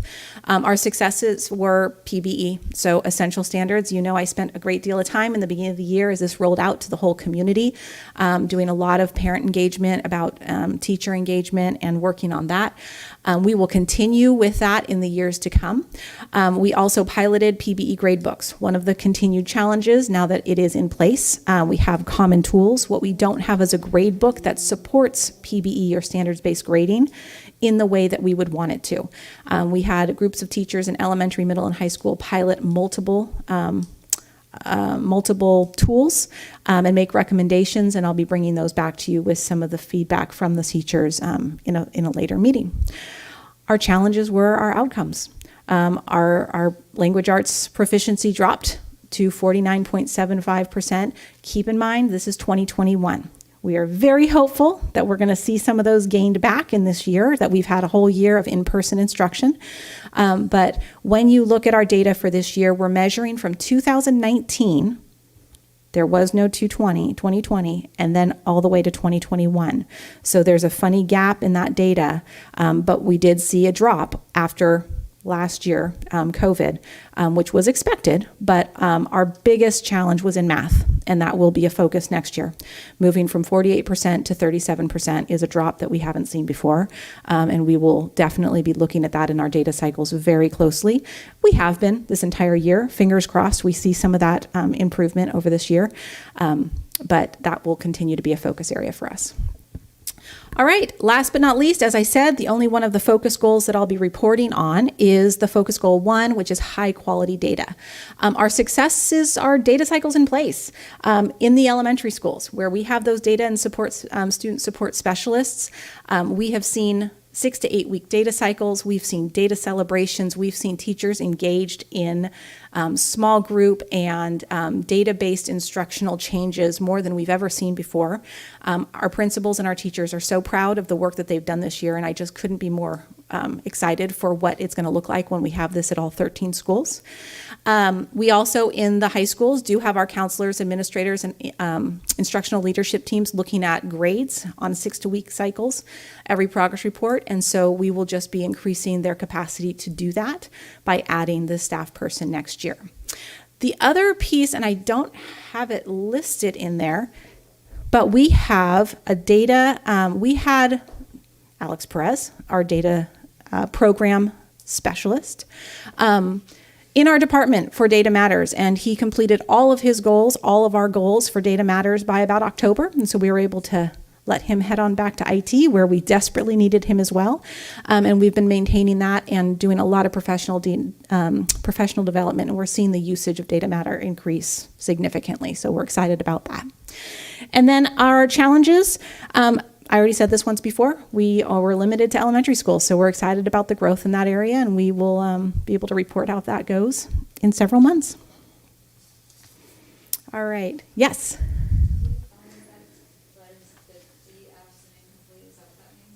Yes, DF and incomplete. DFI, yep. All right. This is just a required reminder that in addition to our LCFF supplemental and LCFF base grant funds, we did have quite a bit of one-time funding. These have quite a few must-dos, and so we always try and use this money first, and we always try to make sure that we are focusing our LCFF supplemental in the way that it should be, which you'll see has some significant changes from last year in it, which we'll talk about in just a moment. All right, so overall, what did our stakeholders say?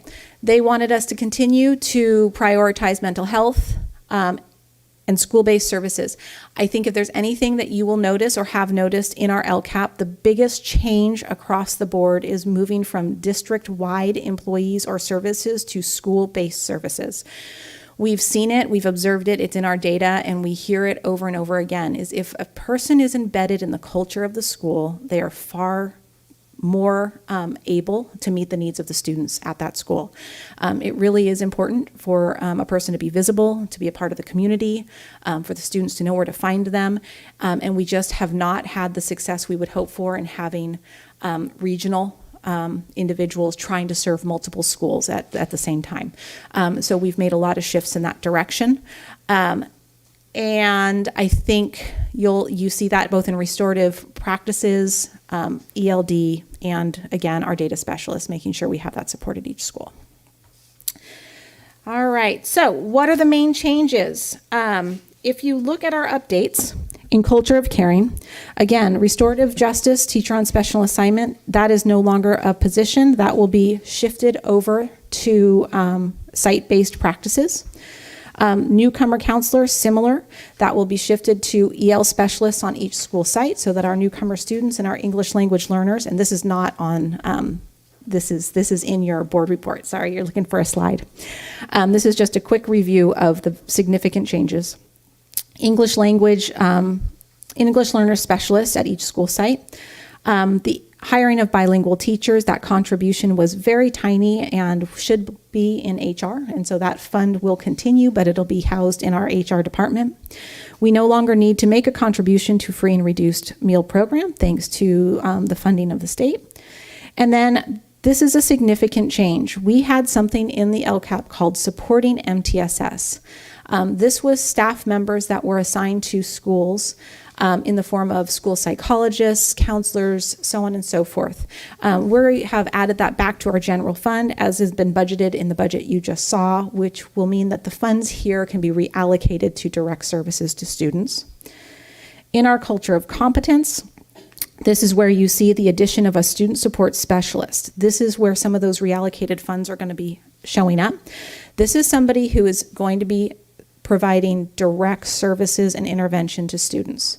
So ensuring that when those data specialists find areas of need, that our student support specialists are able to serve those needs as one-on-one, push into classrooms, or in small groups.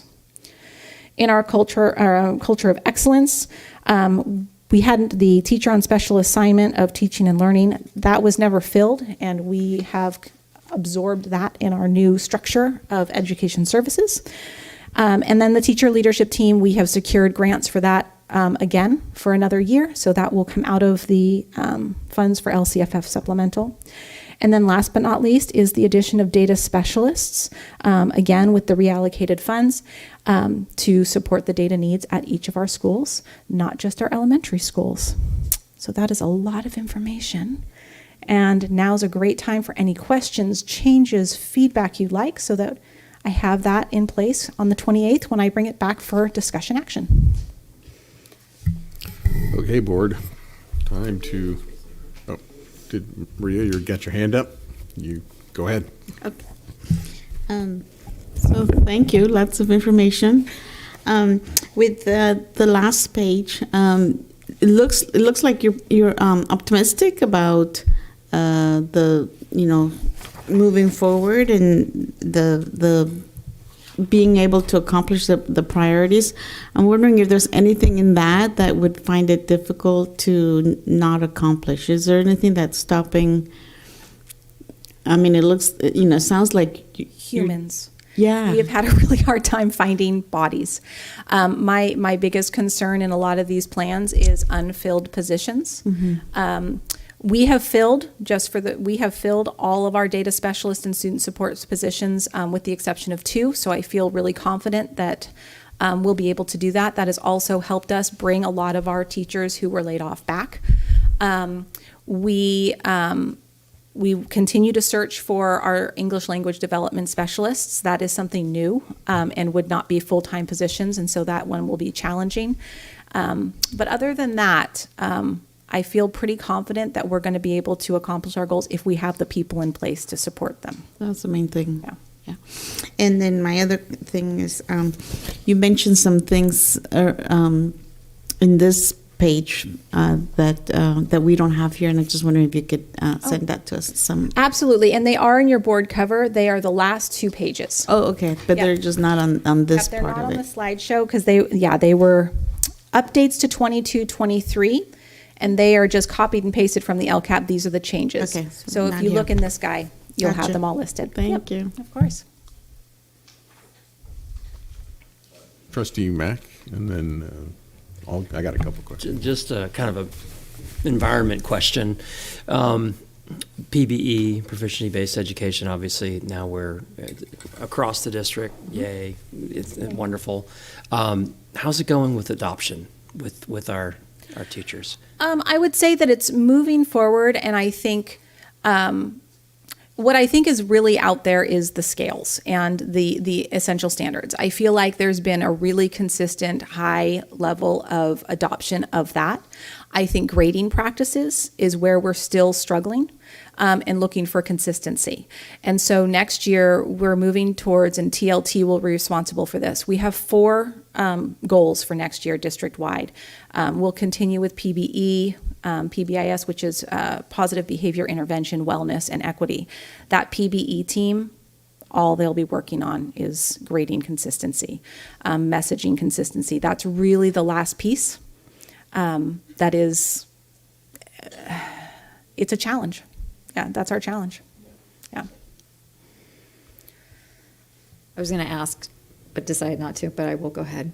So when are we going to, are we ever going to get to a point where the grading is the same on a student's report? Well, we don't really get report cards anymore, but we have my daughter has different grading scales. So that's the consistency.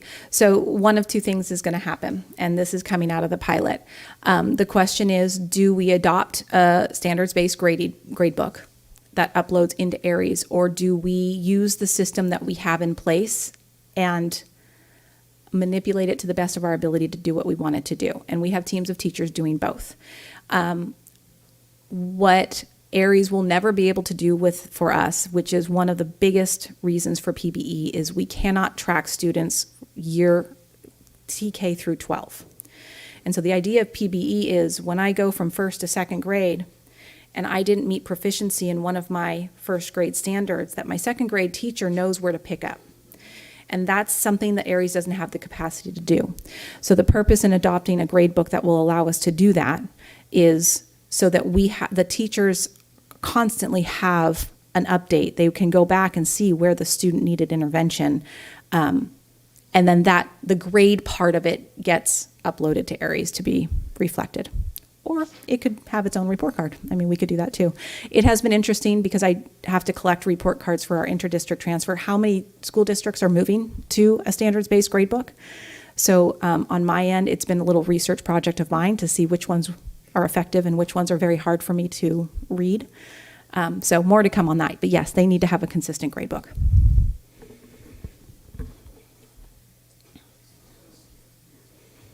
Okay. Questions or so?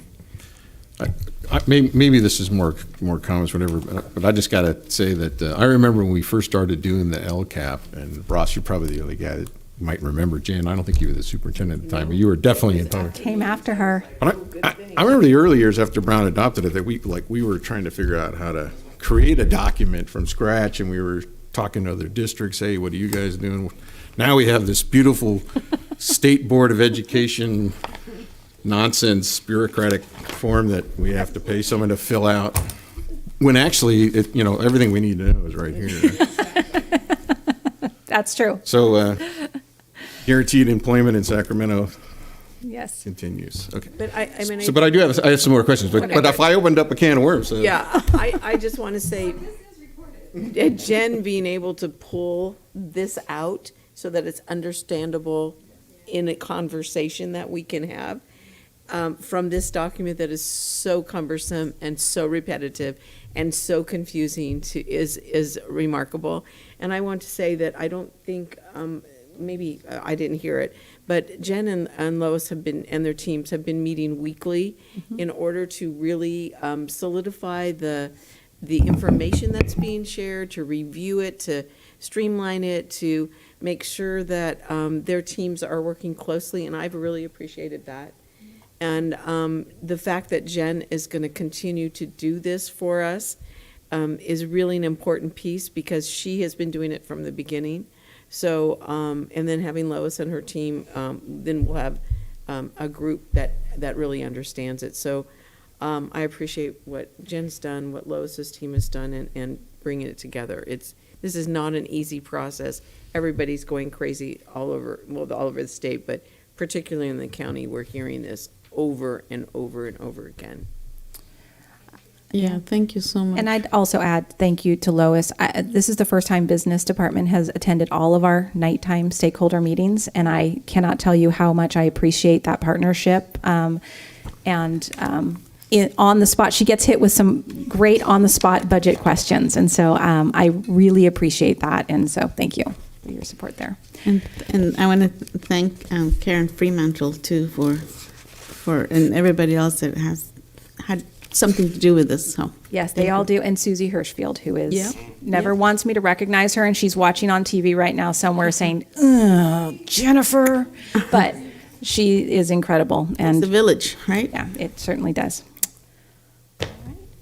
Thank you. Well, I have a couple you've got questions. one. Okay. But Ross, did you want to go ahead?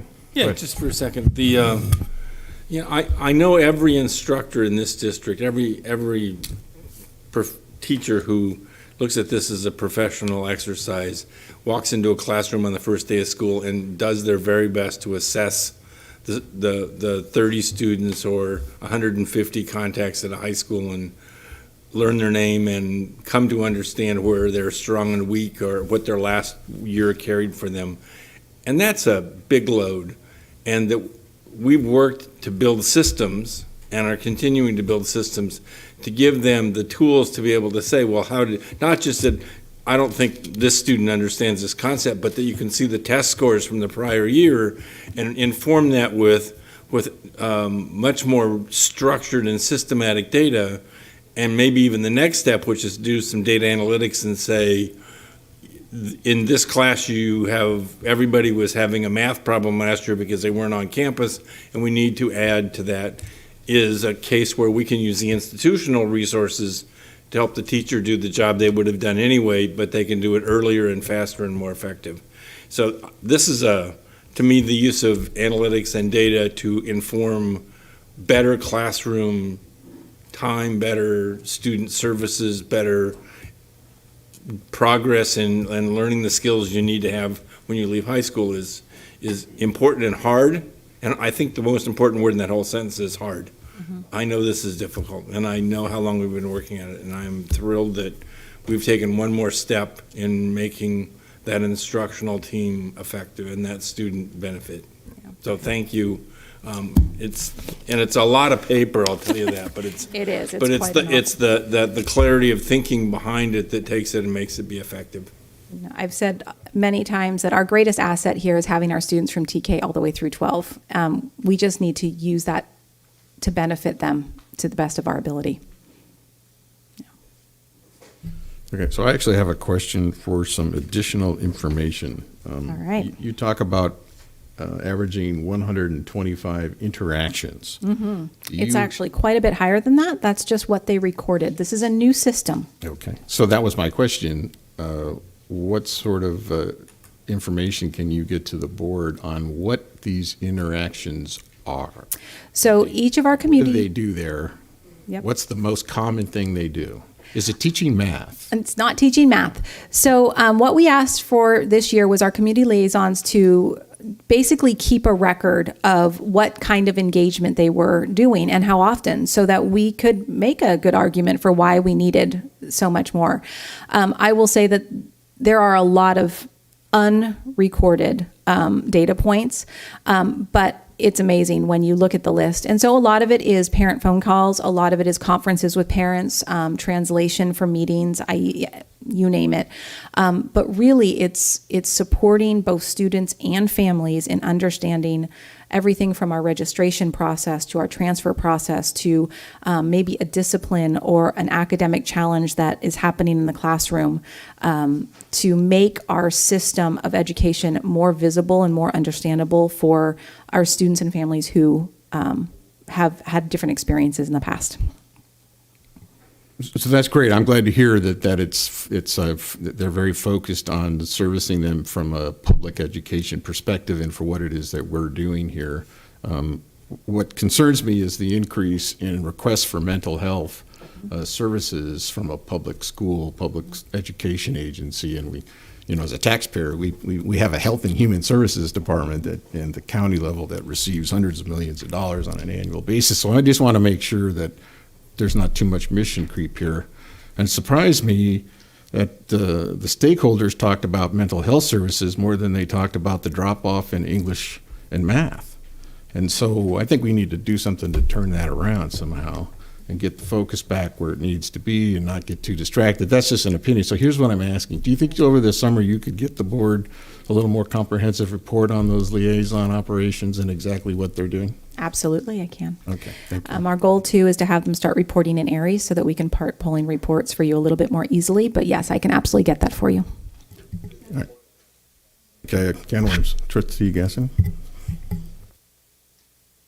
So I'm in agreement with what you just mentioned about mental health services, but what I've learned in the last month or so is that I think the request is more that we have counselors at least to have our kids go in the right direction, put them connect into services, because from from experiences with some stuff that we've been seeing is that something's wrong with a child, and there's not enough resources for them at our school site. Not that they're going to be counseling them or going through therapy and stuff, but just having that acknowledgement that there's something going on, and having like people available for the kids to talk to in that moment or in that time frame. That there's some teachers that are always welcoming to say, come and talk to me, or if you have an issue and stuff, but those are sometimes far and few between, and the connections have been broken over the last couple of years because you didn't have that personal relationship. So for me, I've had this shift that mental health services from the school is more just counselors or people that they can go to. It doesn't mean providing full level of services, but just,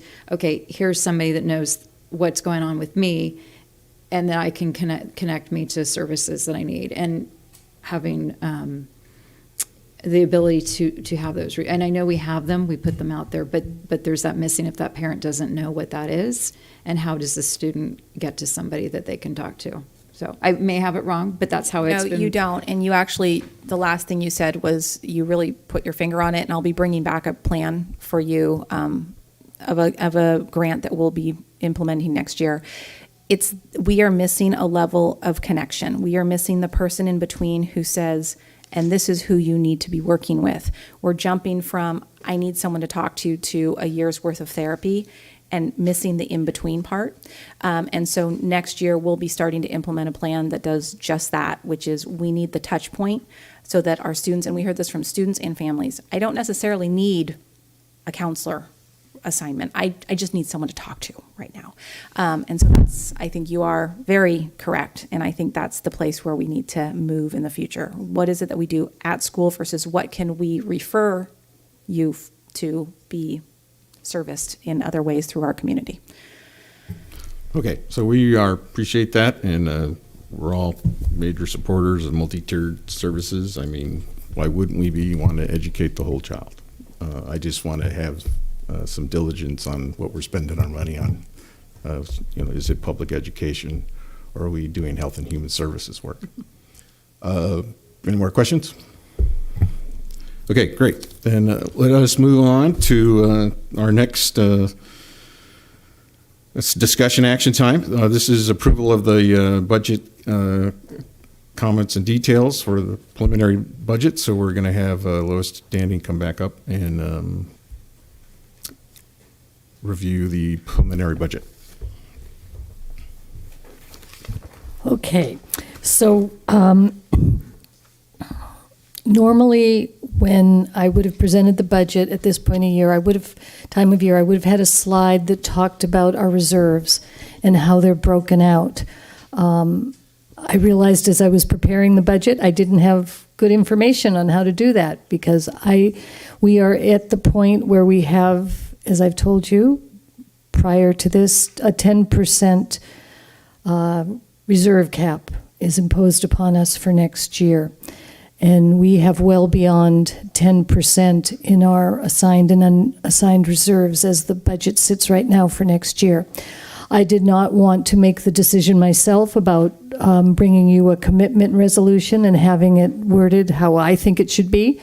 I certainly have opinions, but you are the Board of Trustees, and it's up to you to decide how you'd like to commit the dollars that are needed to be committed, and or however else you want to approach the 10% cap, because certainly another option is to actually transfer funds into another fund, any fund but Fund 17. And if it's in that, if you put it in another fund, it's not considered part of your unassigned and or assigned reserves. The fund that comes to mind the most is deferred maintenance. That is a continual need for the district, especially as bond dollars are being spent out. We will have the need for dollars to repair our facilities. So that is one option as outlined in your board cover. Then there's any multitude of things which you could commit dollars for. I put a few suggestions in the cover sheet. I put the targeted dollar amount at this point, which will keep us at our 10% committed reserves, and that dollar amount is just a little over $14.3 million.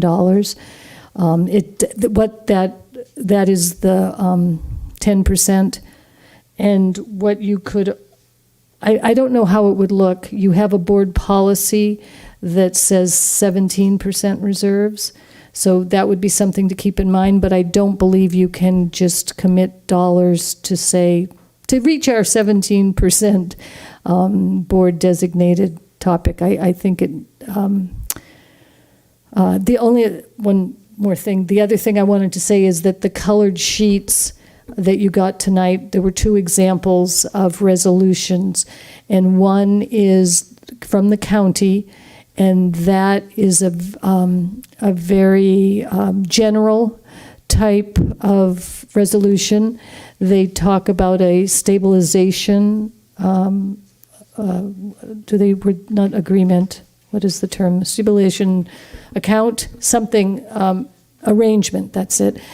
I'm a little cautious about that one because that has an implication that your budget is in somewhat of a troubled state and you're not sure how it's going to end up. When I received that resolution from the county, we were in that state.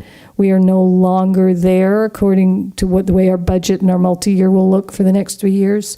So that might be a stretch, but there might be some other wording we could do. And the other one is a more typical one that actually outlines and lists concrete reasons why you would want to put money aside. And clearly the biggest one for Novato is to cover the missing parcel tax, if that is something you're going to pursue. So it's Diane. So clarifying questions before we discuss this. The first is, you mentioned like we have the deferred maintenance. So is that considered a restricted fund?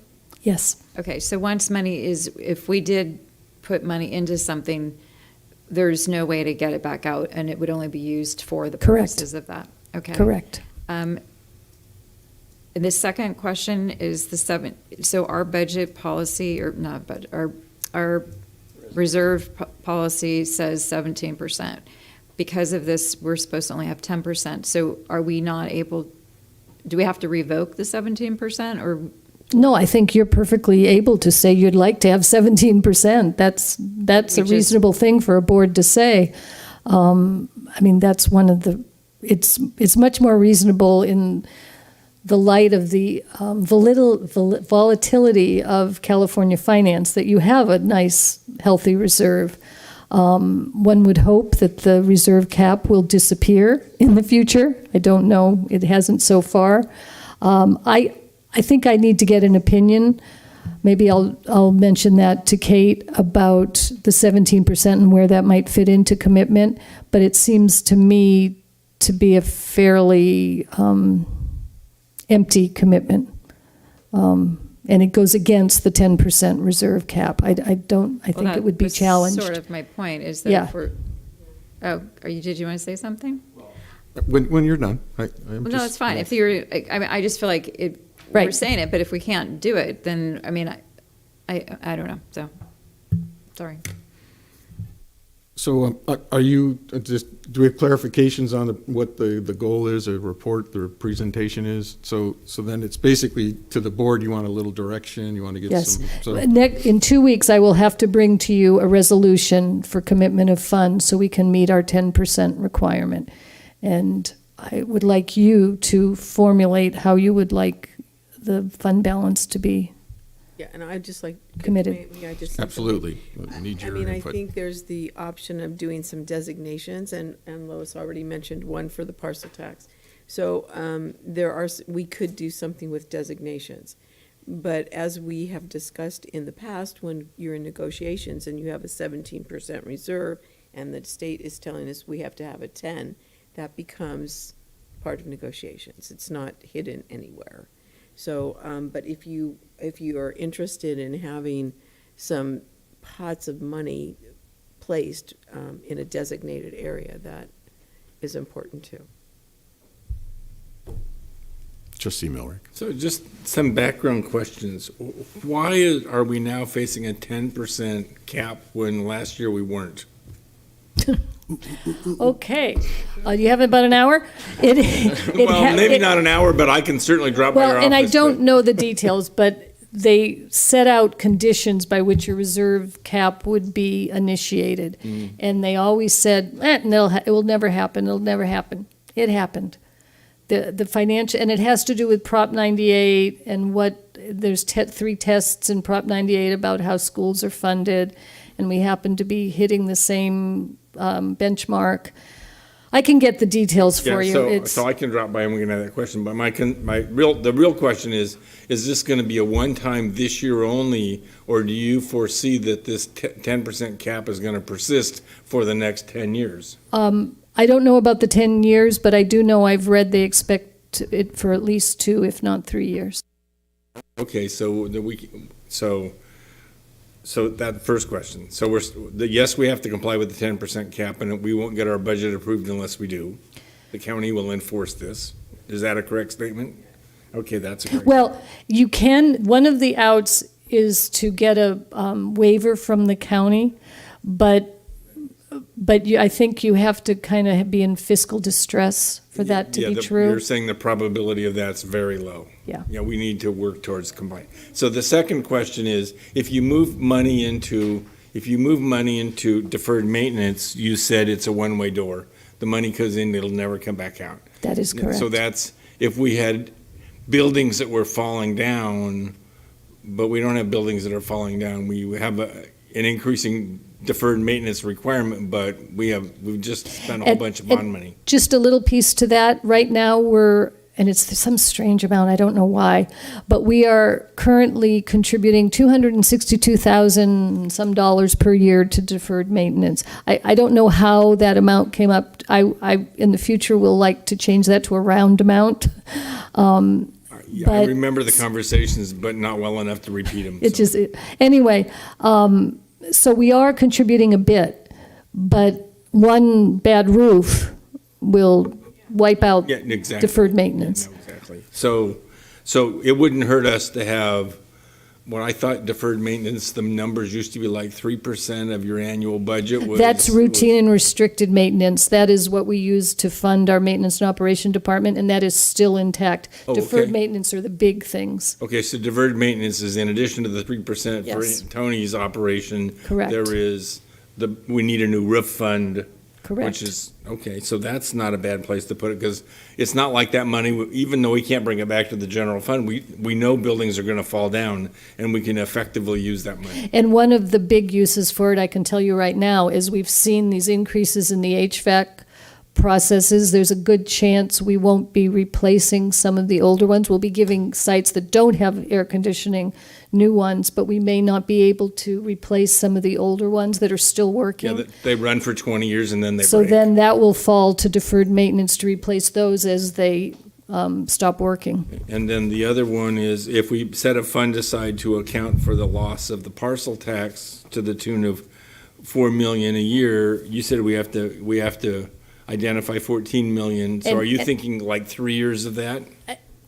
That could be. And I will add, if we get one-time money, that will add to this amount. So this is based on this budget. If at 45-day revise, we say, oh, look, we're getting $8 million in one-time money, that is now part of our fund balance. So now we have to get rid, instead of 14 million, we have to get rid of another 8 million, but Yes. 20. So this is An interesting problem, yes? Yeah, I mean, a year ago, this isn't the problem I thought we'd be facing. So I guess I want to think about it. Yeah. Trustee Mack and then Trustee Butler. A little more clarification for me. So Fund 17 is the fund that That is included in these numbers. We can't put money there and not have it be counted as part of our reserves. Right, so that's effectively the 10%. That fund cannot exceed 10%. 10% is about, it's about $1 million for a percent. So $10 million is what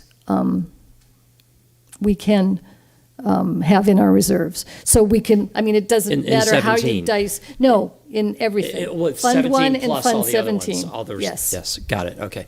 And when I say the other ones, I mean, well, okay. It's Then only the general fund and Fund 17. That's all it is. Thank you. Okay, so that's what I want to understand. Then everything else beyond that, we'd need to have anything above 10% technically in those additional restricted Not necessarily. funds. You can have it in the general fund, but you call it committed. It's by board action, you commit funds, and then that's not included in your 10%. Or we have a fund that's committed, Yes, which is a little Yes. cleaner and easier to understand. Okay. there's more flexibility with keeping it in the general fund because you can also do board action to change the commitment. Okay, I'm going to throw a crazy left-hand turn at you. Can we pay down debt with it? Pay down. What debt are you referring to? Perhaps bond debt. I'm not saying I want to do that. I just want to make sure I No, understand the it. bond debt is paid by our taxpayers. Okay. We do not pay Just bond want to debt. put that out there because I know someone's going to say, "Why don't you guys pay down your bond debt?" No, But that's that's not on our- a that's on a There's no separate mechanism schedule. by which to do Okay. that. Okay. Okay. Yes.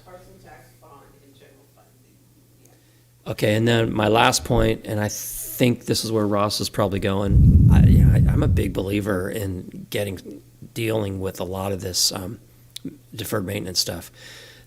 I could rattle off project after project after project that is not going to get touched by Measure G, just right off the top. How about some siding at Novato High? I mean, it's falling apart. It is falling down, the old buildings. Windows, like you said, replacing old AC systems when they fail. That's coming. And we're going to need 100% AC. Chromebooks, of course, on an ongoing basis. But I can see that we could very quickly, this is almost like a little mini bond to do a lot of the deferred maintenance we haven't done. And I would prefer we do that and we invest into the facilities in a one-time manner. And I don't, this is going to be another question for Kate Lane. Any future salary increases, I mean, they can come as we look from increased revenue because we start to see bigger excess at the bottom. So that's something we can work out, which then actually decreases our fund balance. So that's part of just thinking about it, that this is the fund balance for 22-23. Sure. But as we look forward, then we have to think about how salary increases that we negotiate with our employees will feed into that whole process. So it's a new way of thinking about things. Right. No, I'm following you though. I get it. But it's just that I'm trying to. There's an old economic term, ceteris paribus, just trying to keep us focused on a base case before all those things get thrown in. And the last thing I would ask is the parcel tax concept. So we potentially, to Ross's point, could put in 3 years worth of that, and basically each year, if the parcel tax passes, then all those funds get pushed back into the general fund because we'd have to structure them in that way, and then we'd have to put that somewhere else. Or let's say the parcel tax doesn't pass, but it passes 2 years out. So 2 years of that thing gets used up, but the third one gets freed up. Correct. So some sort of mechanism like that is possible. Okay. Let me check with it. Trustee Butler. Another was- alternative. Ross, Trustee Butler was Pardon me, next. Yeah. I'm looking at, so we have to pass a resolution. You have one that has an example of being very vague and somewhat, and one that has actual dollar amount specific. So I like the one that's a little more vague. I want to have a little more flexibility for us. I want to have room to, because we could say now what we want it for, a million here, a million there, but that could change. And you do have the flexibility to change it. You do. If you move it into Fund 14, no. But if you have commitment, yes. We can always bring forth a resolution to change the commitments. Okay, well, that's good to know. I would still I'd want like some of this language here, instead of like, if we were to go with this, let's say device refresh, I would just label it as technology. I've already mentioned this to you. more general terms, Mhm. and so that there's flexibility within Technology needs. that need. So deferred Yep. maintenance covers so much, and we do need some money there because we don't have any replacement. We do not. So, I'm pleased with that. So I'm just, for me right now, it's vagueness and flexibility for this board, for this district. Okay, so, Russ, I'm going to come back to you, but we're trying to give some direction. Unlike our own state legislature, I think we're going to have to make a decision at the next meeting. So there will be time to make inquiries and have additional input. The chief financial officer has given us some suggestions. I'm hearing things like maybe an emphasis on deferred maintenance, maybe the maybe the device refresh is really more about capital replacement of all technology, hardware, software, et cetera, kind of a concept. And I don't know how to quite to explain the revolving parcel tax thing, but I think we're probably all on board with at least a year's worth of parcel tax not happening. We might want to have that set aside.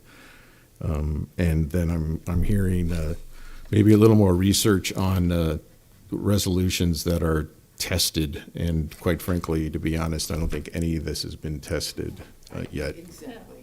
So I will say, in Windsor, we had practice every year. We committed funds, mostly to keep our unassigned balance, not just all sitting, all those dollars sitting at the bottom, because we had needs that weren't budgeted yet, but we knew they were upcoming. So the process of committing is well tested and used quite frequently. It's the 10% limit piece that's the new thing. Okay, so I'm just sort of encapsulating this a little bit, and then I'm going to come back to you, Russ, but I know we're going to have a public comment. So far, I'm trying to get the consensus of the board here, the type of resolution, maybe what the focuses are, and then, is there anything, and then if there's something that maybe is going to occur to you guys later, you can, send an email to Lois and the superintendent, and we'll try to figure that out as part of the upcoming allocation. So, but I did want to touch a little bit. I think it's perfect. It's perfectly okay for us to have a desire to have a set aside of 17% of our operating budget as a reserve, as long as it's the resolution itself actually within the confines of the state law, and then the state law actually was triggered as a result of economic conditions. And I really got to hand it to the actuarial accountants in the California Teachers Association who wrote this formula, and that our legislators swore would never happen. It would be the cow jumps over the moon before this would ever happen, that a local agency like ours would be limited as to the amount of money that we could put in the bank for our future. That's essentially what this law is doing, controlling our ability to do what we think is best for our district. But I digress. So I think that at some point the cow will jump back over the moon, and the 17% can be something we can reevaluate. I think that there's a few things that if we make decisions, they're permanent. There are other things that we could probably redress, like if we pass the parcel tax, we can change the set aside on that, for example. So I think we're headed in the right direction, unless I'm missing something, and then I'm going to go to Trustee Millrick, and so anyone else after that. Trustee Millrick. After this, I believe. So this isn't a suggestion. This is a question. So these words are going to come out of my mouth, but they're not exactly. They're not a recommendation. One of the conversations we've been having at this table for a long time is the ability to develop teacher housing. And in every case, the concept for teacher housing has been constrained by the fact that we would have to take some of the property to sell it to generate revenue to seed the process, so then we could build teacher housing. So is it allowed to take this operating reserve and set it aside to seed the teacher housing project? Because is that a separate endeavor, or is that a school district business? And like I said, that takes operating money away for something that we think will be like a long investor relations kind of building. So that's a question for the CFO. So that's exactly, I'm going to take it back because we have other things on the agenda. But that's exactly what I asked for, other ideas. And so I'm going to add that to the list that, could we capitalize a land asset plan housing thing? I'm not going to say we're going to set aside money to build housing or anything like that, but I think that's kind of where you were headed. I'm asking the CFO for any advice. Yeah, we'll find out. Yeah. Trustee Gasson. So thank you. That was exactly on my list, or asset management, kind of figuring out, how can we utilize these funds to leverage us to be able to have revenue in the future. So if we can do something. My other question has to do with your comments about that we can move things, which I like, that we could making a commitment and then transferring it later. But I am then curious, because we had that resolution that you had referred to about where we created Fund 17. And it sounds like we did that to set aside money for STRS and PERS. So it seems I had never thought about that until you gave me the question of what about Fund 17?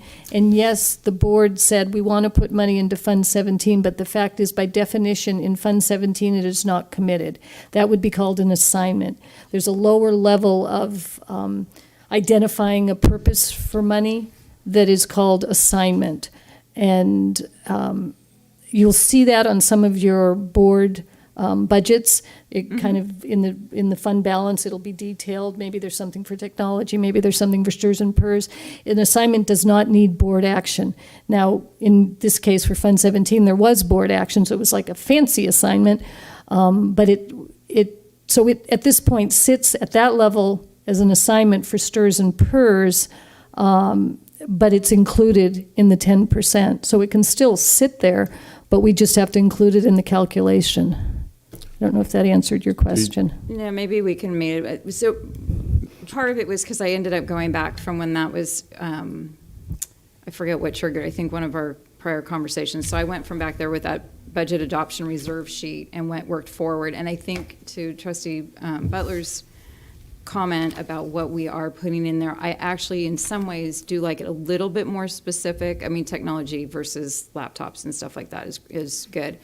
But I think what happens is we change people and we get lost on what we committed to. And so when I look back to recordings of what we committed to, as we change people, it gets lost. So I think having some structure about what are we actually setting this aside for is helpful. We can always change it, but that we honor the commitment of the people prior or the... Well, and it will be, and see, Fund 17 doesn't have this ability, but when you commit to something, from then on in the SACS forms, you will see those items in the fund balance section. There'll be a line for each separate one with a dollar amount. And we'll continue it on in future years in the multi-year as long as the the dollars still exist. So it'll be something that'll be in front of us at all times. Okay, so I'm going to ask to try to hear public comment on this right now, and then hopefully you can wrap it up. We have a public comment from Alan Harris. Mr. Harris?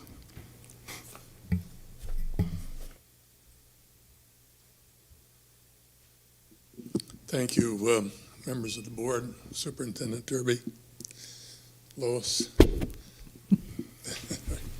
I'd like to second what Debbie said about trying to keep the resolution somewhat nebulous. And I'd like to suggest a way of doing that. That's by using percentages rather than hard dollar amounts.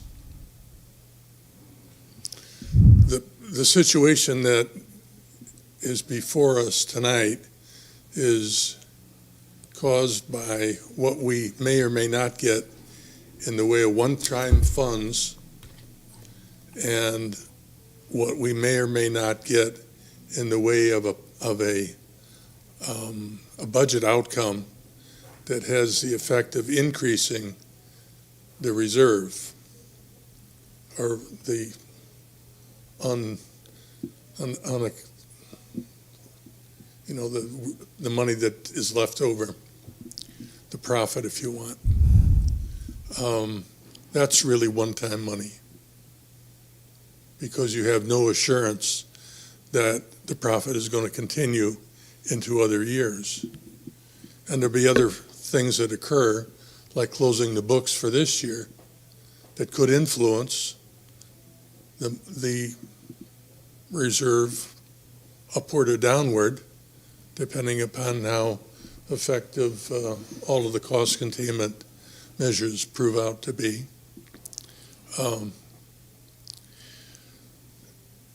I don't know how the board arrived at a 17% target for a reserve.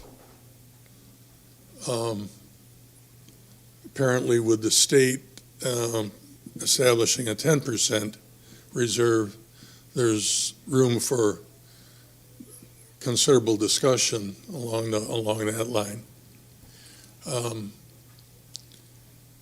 I'd suggest that if you get stuck with the 10% hard and fast, you think about taking some goodly portion of that and putting it into a place where it will be available to cover deferred maintenance in the traditional sense, as well as the replacement of critical educational equipment in the whole technology sector, to continue the mission as the community expects. I don't know what that percentage is, but, and then the whole way you, never mind. Thank you very much. We could talk money all night. Okay, so I think we got enough to go on. I think we're going to have to kick it to staff to come back with, you know, some initial draft ideas and some things. It has to be voted on the 28th. Well, that's 14 days away, right? Am I doing that right? Trustee Morik, is this, because my goal is to get on to the next item. I got you. My goal is too, but this is an important issue. So historically, the area that we have suffered from in times of economic downturn is we stopped buying computers, and we had computers that were 5 to 7 years old, and students were just basically not functional, and so having a way of preventing that's a catastrophe that we actually experienced, and we had to basically then replace everything when the funds returned. The other issue, which is even longer in terms of history, is we had buildings that received no maintenance. We had to replace glue lamp beams at San Marin, siding at San Marin.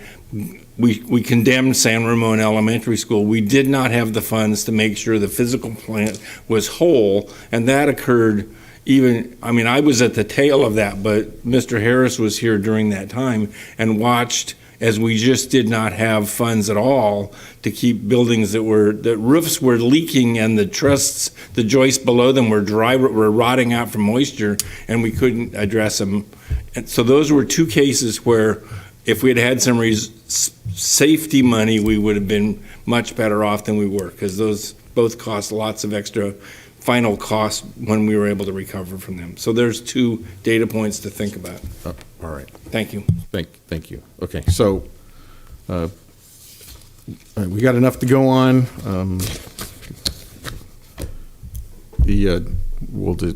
Maybe we'll discuss it next Tuesday at agenda planning with Lois or something. But we're gonna have to get this figured out in a way that'll be acceptable to our overlords at the county and the state. I think your discussion really helped me, so I'll have something for you. Okay. She's been a wonderful overlord. I'm going to miss that type of overlording, but unfortunately, it's time for a change. Okay, so we really got to move on. So I'm going to move on to 15B, which is approval of the Universal NUSD Pre-Kindergarten UPK. That's a new acronym we're all going to have to learn, you guys. The UPK. It's going to keep you young. Okay, Karen. This is Karen Freeman. Good evening, trustees and Superintendent, I'm so happy to be here with you. Okay, now, let's see if I can remember on this one. Dang, I was sure I had it. Slideshow, there we go. Okay. I am so happy to be here with you tonight. Sorry, I need to improve my crowd drawing skills, apparently. But this is a really exciting plan that I'm bringing to you and asking for your approval. This is a request to approve the Universal Pre-K, which they're calling UPK now, Planning and Implementation Grant Program Plan. So we've got a plan for the plan.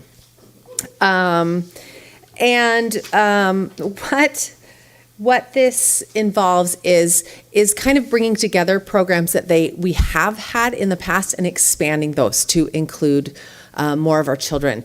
We currently have TK in our schools. This UPK is a mixed delivery system so that over the next few years, our reach can extend to all 4-year-olds that are interested. Their parents are interested in participating in this program and offering them quality learning before kindergarten. All of this will come in under the alignment from preschool to 3rd grade, that early P3 framework. So that's exciting. This came from, as we were looking at the things that were coming from the state, these are some of the things that were included, that we want to have TK for all kids. This will work alongside of the Expanded Learning Opportunities Program. It also folds in with universal meals for students. We will partner with our Community Schools Partnership Program and the Children and Youth Behavioral Health Initiative. So all of these, just to give a solid, well-rounded program from our youngest students on up. Again, we just looked at the whole child factors that are the predictors we know of academic success and tried to, the state, the county, and each of the districts, we've tried to develop a program that will address each of these issues. And then for NUSD, we took a look at why we believe that UPK is important. All the research that shows about the brain growth happening before kindergarten, supporting relationships and positive learning experiences. I mean, in every aspect, there is positive gains that can happen with the opportunities that we will provide. Key components of the UPK program include providing all 4-year-olds access to pre-kindergarten. Now, we're not going to require them to choose our program. There will be a number of ways in which you will see, but it gives them access to the opportunity. The families will continue to have choice over what care their child receives if they choose any. We will phase this in over the next 4 school years. We have things to consider like facilities and staffing, because the ratios for the student to adult support will be changing. So we'll be looking at all of these things and up to and including the teacher education requirements. Now that we're moving down into that real pre-K age group, we will be asking our teachers to have 24 units of early childhood education to support their teaching of that program. So this again, these are just the different options that parents will have. They can certainly choose to remain in private preschool. There's the Head Start program, there's the California State preschool programs, and then the Universal TK, just depending on their age and opportunities. So again, just using all of these to extend our reach to our younger students in our community. Recognizing that this is a huge endeavor. This will be phased in over time. You will see that for this school year, the deadline stayed the same, and then you can see kind of how that rolls back each year to include more and more. Though I'm sure that Karina could tell you that she gets many calls from parents asking if we just don't want to leap ahead and include even younger starting now. They would be happy to have us do that. In looking at this program, we can say that TK will be offered at each of our elementary school sites for the upcoming school year. We will have some straight TK classrooms as well as TKK combo classrooms. One caveat to that is if you have even one TK student in that combination classroom, then you staff according to TK numbers. So your adult to child ratios will support your youngest learners in that class. We'll continue to use the TK curriculum that we have utilized in the years that we've been doing it, but as a state, they are looking at the framework as our kids get younger. We will need to adapt that framework to better meet their social, emotional, and readiness for learning needs. We will, in NUSD, we will continue to use ESGI for our benchmark assessments. That's the one that we currently use with our TK and Kinder. And we feel good that will give teachers a good sense of how their students are doing and data as to how to plan and implement this program. Then you will see the top is kind of our what it is, and then highlighted you'll see kind of the softer pieces that we will continue to implement and to give great import to. The supporting social-emotional learning and executive support for these young ones, inclusion and support for our children with disabilities, and then continued focus on language development and acquisition as it is with all of our kids. We know that giving those kids an opportunity to hear language in all of its varieties is a very powerful and empowering thing for learners. Again, our TK teacher requirements will also be rolling back and adjusting as we bring in younger and younger learners. So we will be supporting for, in some ways, our teachers that are currently teaching TK, and then you see how these will be shifting back. So lastly, working with MCOE, they gathered data just from the census looking forward to what our student projections might look like. Though as I'm watching our numbers change in the last month, I just think wow, it changes a lot in overnight. So, but this is the projection. They use the census to pull these numbers. So as we've been doing this, our funding source has been our planning and implementation grant.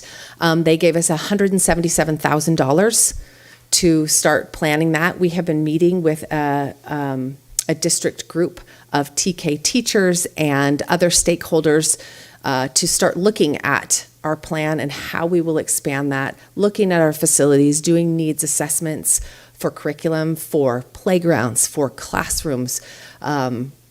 As our students get younger, the requirements for each of those things changes. So we are adapting to that step by step. And we're excited. This is taking me back to my first true love, where I started with the littles in kindergarten. And it is so exciting that we are expanding this reach to bring these younger ones into our community, to give them a solid foundation right from the beginning, exposing them to good supports and supporting our families and communities. So we're excited about it. Questions? Okay, let's go. It's Trustee, Diana had her hand up first, so Gasson and then Trustee Mack. Thank you very much for clarity on that. I was looking at it, and this helps a lot for me to understand. I think one of my first questions, and I appreciate you giving the dollar amount on how much this grant is whether we're going to have enough money to implement, or do you feel what we're receiving? We frequently get requirements and then not enough money to follow through. Do you think that what we have will be sufficient for our needs as a district? Or is this something we need to add into our reserve for whatever we're doing? I feel like it's a good start. Lois may be able to speak even more to that. I think the education of the students is covered by the ADA. Correct. And the LCFF. I think the facilities are our biggest challenge, but as I was putting together the budget and I looked at Fund 25 and I went, whoa, there we have it, $2 million that is meant for expanding populations. And if this isn't an expanding population, I don't know what is. So to me, that's a perfect use of Fund 25, and that'll build a lot of playgrounds. Yes. And put in least a few. bathrooms. So I think we have a really good start to get some good TK facilities at our That's sites. awesome. And I will say that having been at different events for other schools in Southern Marin, they're completely freaking out. In fact, I was on a thing with CSBA. And yeah, I mean, it's interesting that we're actually we're way ahead in a lot of ways, but they're completely freaking out. What so. I've heard is if you're basic aid, you're not required to do it. But Oh, we really? Right. But we have a couple of districts that have rocked back into state aid because of this huge increase in money, and they are freaking out because they didn't think they were going to have to do it, and now they do. Actually, that was a question I was going to email you earlier, is I wondered if all this influx undermined some of the regular basic aid or Ones the that were community. close to the edge, if yes. it threw them off because of that. Miller Creek and Ross Valley and There's one other, I think it's Larkspur, yes. Larkspur. those three that kind of go in and out. Okay, our neighbors in Southern Marin aren't on the agenda. I can hear the little violin playing, but we need to appreciate that. I just want to keep moving on. Well, I have two So other. your point is? Yeah, no, my point was just that I feel like at least it sounds like we're going to be okay in terms of funding. So that was my preliminary question. And then the charter would have to follow, correct? Correct. They would have to do the same. And then I have set up for space requirement. Oh, do we have enough space? That's an ongoing consideration. Right now, yes. It may require down the road some shifting and adjusting, certainly, depending on how many students we add. So it's something that we're looking at how close to the bathrooms are these classrooms, playgrounds. So it is definitely an ongoing consideration.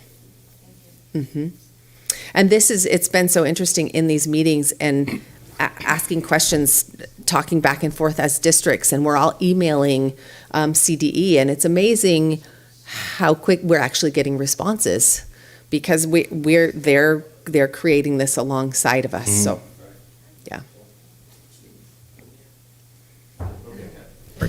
So I was just going to Trustee Mack and then Trustee Miller. bring in another angle that we didn't really talk about, and I think it's really important for just to put it out there. This is really important to parents as well, because I remember spending a fortune on preschool, and oh my gosh, when the kids got into kindergarten, that was a massive budget improvement. In fact, I think we went and bought a new house.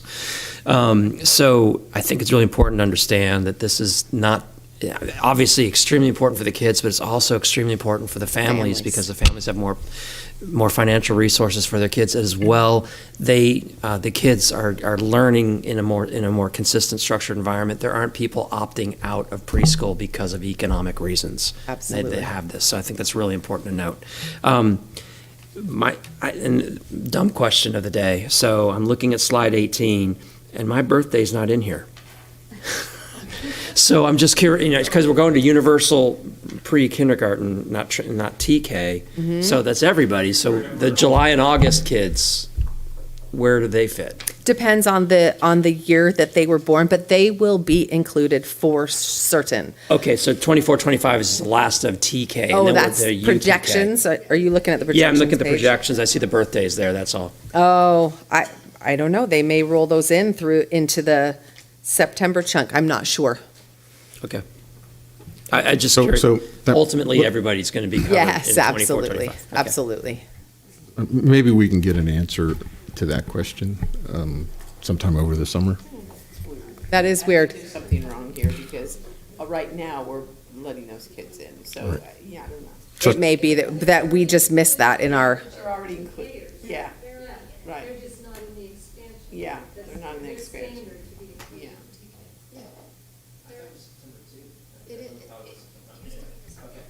All right, so I'm going to go to Trustee Mulrick.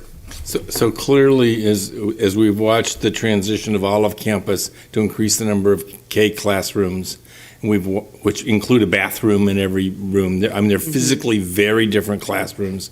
We did the same thing out at Hamilton. We increased the number of K classrooms that went into the building.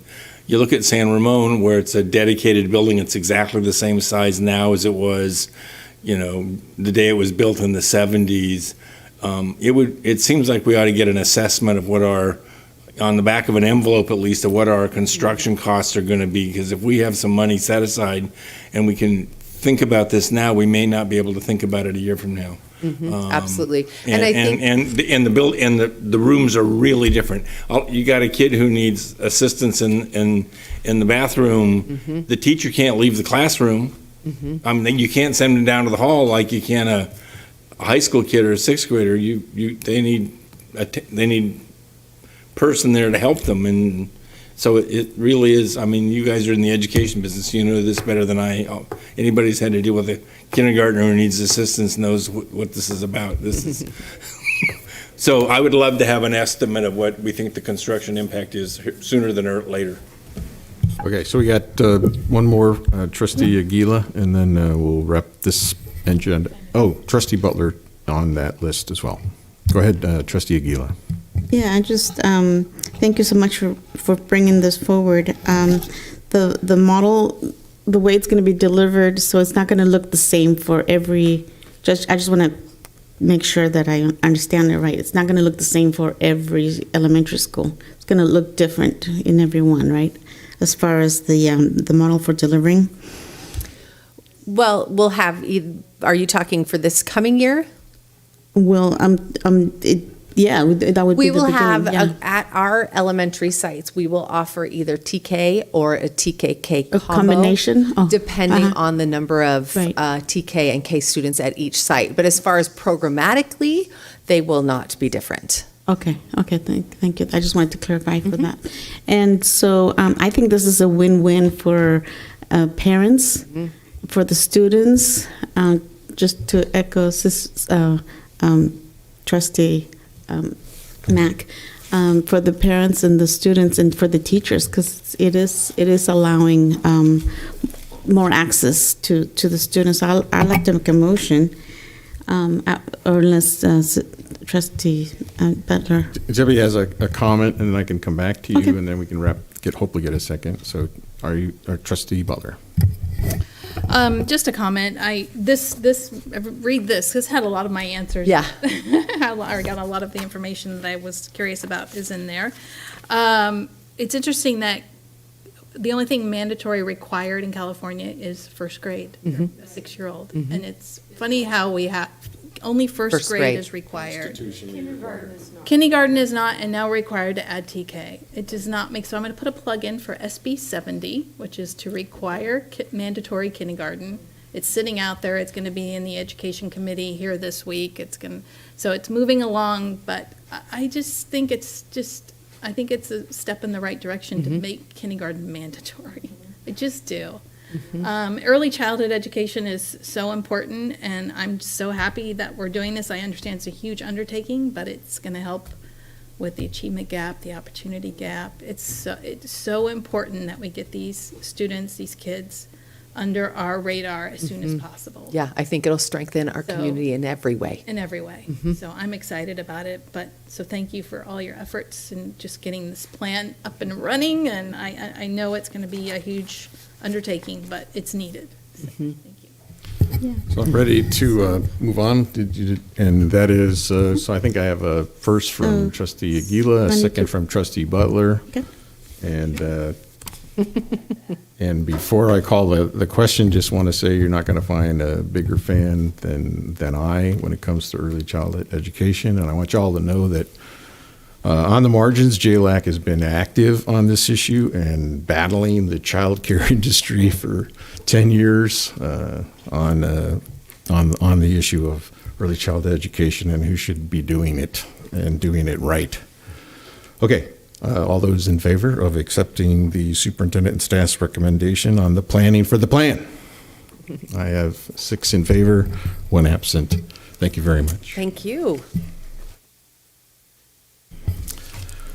All right, we have approval of English 3D curriculum adoption for NUSD secondary schools, grades 6 through 12. This is item 15C.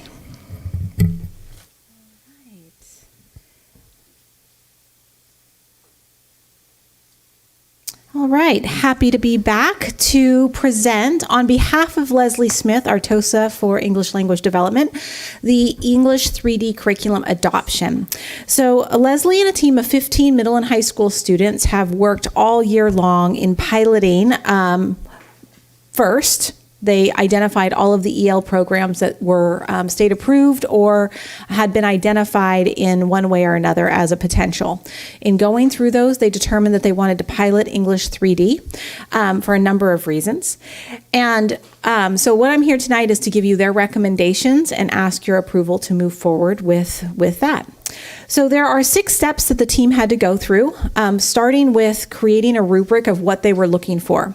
So the teachers looked at the state requirements and they looked at the data that they have from their own programs, what our needs are as a district, and they looked at creating a rubric or a checklist of what a program needed to have to meet our needs. Once they had that, they looked at a number of different programs. They looked at all of the components that were included. They identified which programs they wanted to pilot, and then they dug in. And so these 15 teachers have been implementing in varying ways and at varying levels over the course of the entire year. They've also been meeting regularly throughout the year and receiving training. English 3D is a program that is supported by Kate Kinsella, and so we've had her team working with us in making sure the teachers had the support they needed and how to use the products and the materials in the most effective way.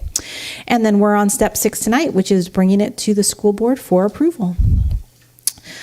Just a reminder, this you've seen in a number of different formats, but this is the breakdown of how our English learners are doing on CASP.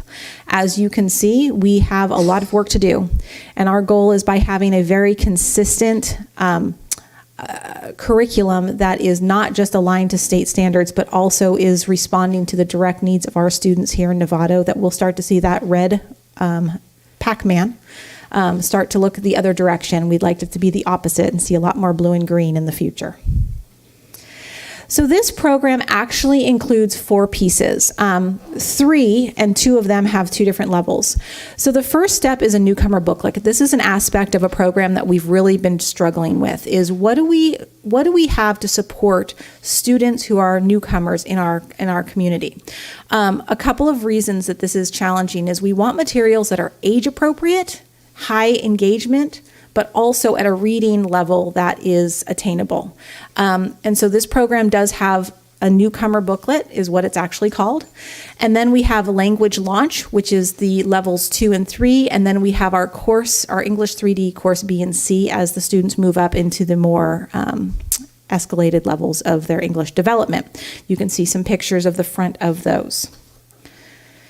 So in the decision-making process, this is just a small snippet of what our teachers experienced as pros and cons. Every program has cons. I will say this is not perfect, but it certainly met the expectations and the desires of the team far more than any other program that we've piloted or looked at so far. Some of the gaps will be filled with our AVID materials, so we will continue to be AVID driven at each of our schools, and that really helps us cover some of what's missing in some of the programs we've looked at. So most importantly, the students found this program engaging. We know that students are going to be challenged to learn if they're not engaged with the materials. They liked it. They enjoyed the instruction that came along with it, and they did find that the materials were age appropriate. There's a clear progression, so the teachers and the students appreciated the consistency from all 4 years. It wasn't the same over and over, but it was similar enough that there were patterns, there were consistent messages, and there were clear progression of skills that built on one another. It's always hard for our students, especially students who are learning the language along with everything else, to be experiencing different skills and different instructional strategies from one room to another, from one grade to the next. So that handled it. It has a very clear scope and sequence, and it also has an electronic component. And in this day and age, you know that we need to make sure that anything we adopt is going to be accessible from home, from any place they are in the world, and then obviously in the classroom. Some of the cons, we only 1 year, the student will see the same material if they stay in a course for a same year. So for example, if a student is in level 1 ELD and they, based on their LPAC, need to stay there, that's when the teacher is going to have to differentiate, because the newcomer booklet is the booklet for that level 1 course. So while there's a progression for 4 years, that's making an assumption that our students are moving through their language development on pace. So where the teachers are going to have to supplement is if a student is staying in a single level for more than 1 year. Hopefully there's some motivation to move through those at the pace that they're designed to, now that we have a program that does that. It is far more challenging than what some of our higher levels have done. If any of you have ever taken the chance to take a look at the LPAC assessment or even take the practice test online, the LPAC is an incredibly difficult assessment. It is very high level language. There are some aspects of it that I don't know that I would pass on the first time if I didn't know what it was they were looking for. They're looking for very specific terminology, academic language, and so part of what the teachers liked about this was the prep for that, but it is very rigorous and is challenging, more so than they've seen in levels 3 and 4 before. And then, as I said, we will need to supplement with some other programs, especially when a student is in the same level for multiple years. Okay, and then last but not least, this is what the recommendation is. So the teachers, based on their recommendations, would like for us to adopt the newcomer booklet, Language Launch, and English 3D as our ELD program for 6th through 12th grade. Any questions? Questions? Trustee Gasson?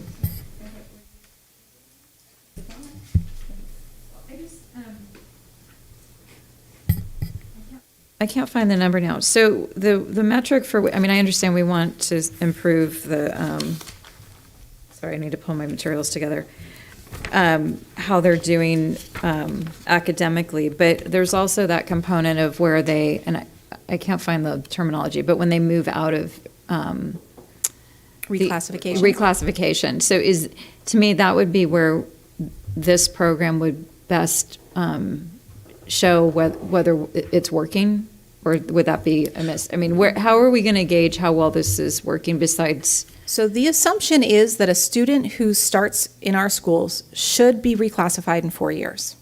After the 4th year, we consider them an LTEL, or a long-term English language learner.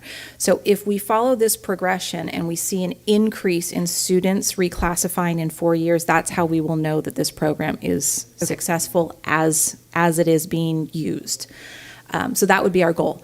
And as soon as a student is an EL student for longer than 4 years, there needs to be a higher level of intervention. Okay, so that was what I was thinking. That's the metric, because you had in the scoring, and I was thinking, to me, that's a positive outcome. But the fundamental thing we want is for them to move in to be English.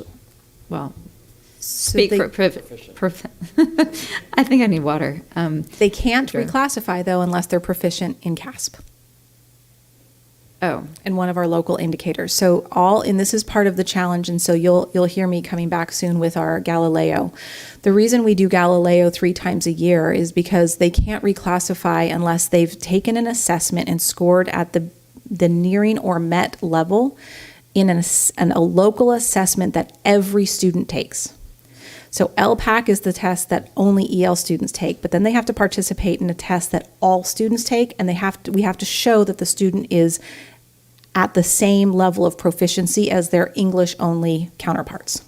And then in CASP, they also need to be proficient. Okay, I didn't realize that there was that element too, so that helps and explains as well. Okay, thank you. All right, Trustee Butler. Just to say, I'm prepared to support this, and a lot of the information I got was from your Ed Services weekly update. You had everything in there, so I got an update periodically throughout the year, and I appreciated that very much, which helped me just say, okay, I know this, the work's gone into it. You gave us the pros and cons. I saw what schools were ready to go and what weren't, so I get it. So thank you for doing that. So is that a first? Sure. Second. Wait. I want to say something. Well, Superintendent is next. I just want to say that Kate Kinsella is one of the most highly respected authors of EL work anywhere nationally. Fortunately, she's here in California, but I would really encourage you to move forward on this. I also would want us to think about developing the newcomer center at Hill that has been Jen's dream for a while. And I think the intensity that we need when the kids come into us versus just being placed in a class and at a school and then having to go to all the classes, it's very challenging. But these materials are quality, so I'll just say that. Okay, so we have a strong recommendation from the superintendent. I think I have a first, so I don't know. So I would, because I have one, I need a second, but that doesn't mean I'll call a question without some further comment. So I have a second from Trustee Mack. Trustee Aguilar, do you have a question or a comment? Well, I was going to be second, but that's okay. And I actually So do I'm have a first comment. and second, so final comments. Yeah, I mean, I just thank you for this, and I hope the Pac-Man does move, because this is not good. Not good at all. So, but appreciate the work that you're doing to making sure that it does move forward. Yep, thank you. And so I was going to do second, but I guess. We have a first and a second. I'll call a question, but Trustee Miller is next. Newcomer Center would be wonderful. There are kids that come in and they're just as lost sitting in a classroom having come from Southern California or some area where they just have no foundation to figure out how to transition from just being lost. So I look forward to that conversation. Thank you, and I'm prepared to vote for this item. So having that said, I will support it as well. All those in favor? I have 5 yes, 6 yes, 1 absent. I really should have paid attention in math class. Okay, Thank you guys. so much. Thank you very much. Appreciate it. I'm sure we are on our way, and I think we have a new budget item to discuss now. Next is item 15E, which is to accept the Nevada Federation of Teachers' initial proposal for 2022-23 negotiations, and I assume I'm just going to take it. Superintendent will present. Did you have a question already? Oh, okay. Oh, you were just going to vote, and okay. Then I'll just quickly share. So I think you're, Lois, you are negotiating on Thursday. Is that right? I thought Barbara told me she was coming back for something. That is with CSEA. Oh, that's with CSA. Okay, thank you.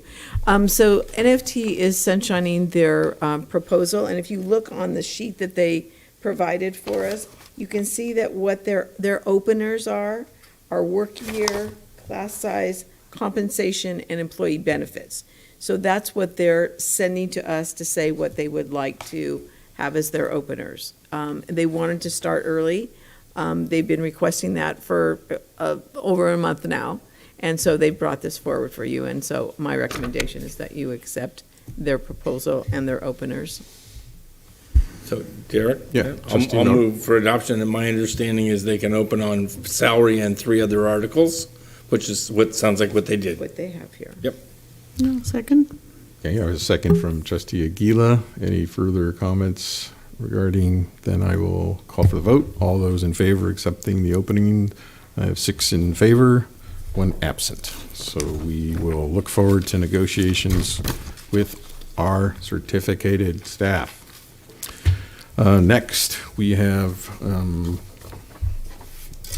Leslie's coming for the grand jury report. my gosh. Oh, how much fun is this? All right, so A lot of fun. So Lots of hang on a fun. second, Ms. Benjamin. So I just want to make sure that everybody knows that we are talking about item 15F. This is to approve the NUSD response to the 2021-2022 Marin County Civil Grand Jury Report dated April 27th, 22, on Marin schools and what they call a prescription for COVID recovery. Ms. Benjamin. Thank you very much for that. So we developed our response in coordination developed with the Marin Office of Education. So the civil grand jury had 5 findings, well, they had 8 findings. We agreed with 5 of them. Excellent collaboration with public health and MCOE, and this is during the COVID pandemic. Well, it's still going on, but still going on, the height of it. That in-person instruction is best for all students. That there were differences in instruction across the county, in-person instruction. That there was a shortage of in-person instruction that slowed the learning process. And we agreed that the Marin County Superintendent of Schools and the Office of Education are best positioned to take a leadership role in coordinating and implementing a focused pandemic recovery plan addressing students' needs. And then we partially disagreed with 3 findings.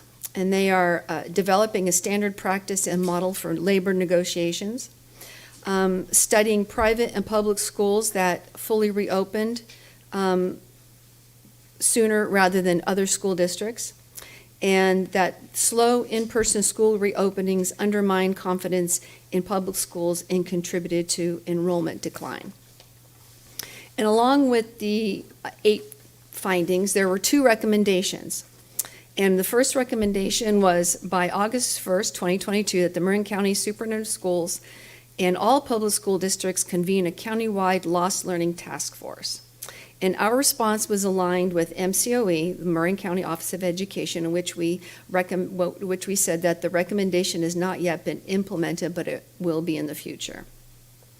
The second recommendation was by August 1st, 2022, that the Marin County Superintendent of Schools and the County Office of Education should call on the Lost Learning Task Force to develop and recommend protocols and policies for minimizing the length of emergency school closures in the future.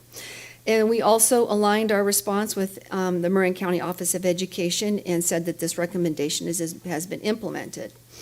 And that was due, in fact, that in August of last year, a 32-point plan was developed to address the COVID response to get our kids back in school more quickly. And then there was an updated Smarter Schools plan in May.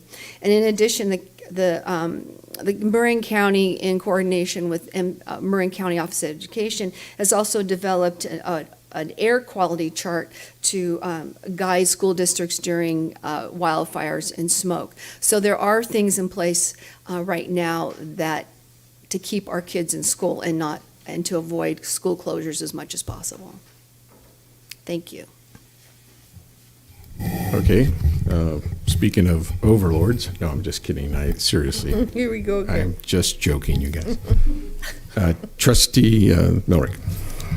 The first thing I'd like to note is Marin County had kids back on campuses before most counties in the state of California. If we weren't the first, we were in the first couple.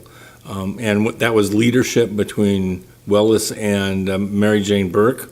And I'm disappointed that their findings didn't acknowledge the leadership that the County Office of Education provided in dealing with a pandemic that killed over 1 million Americans.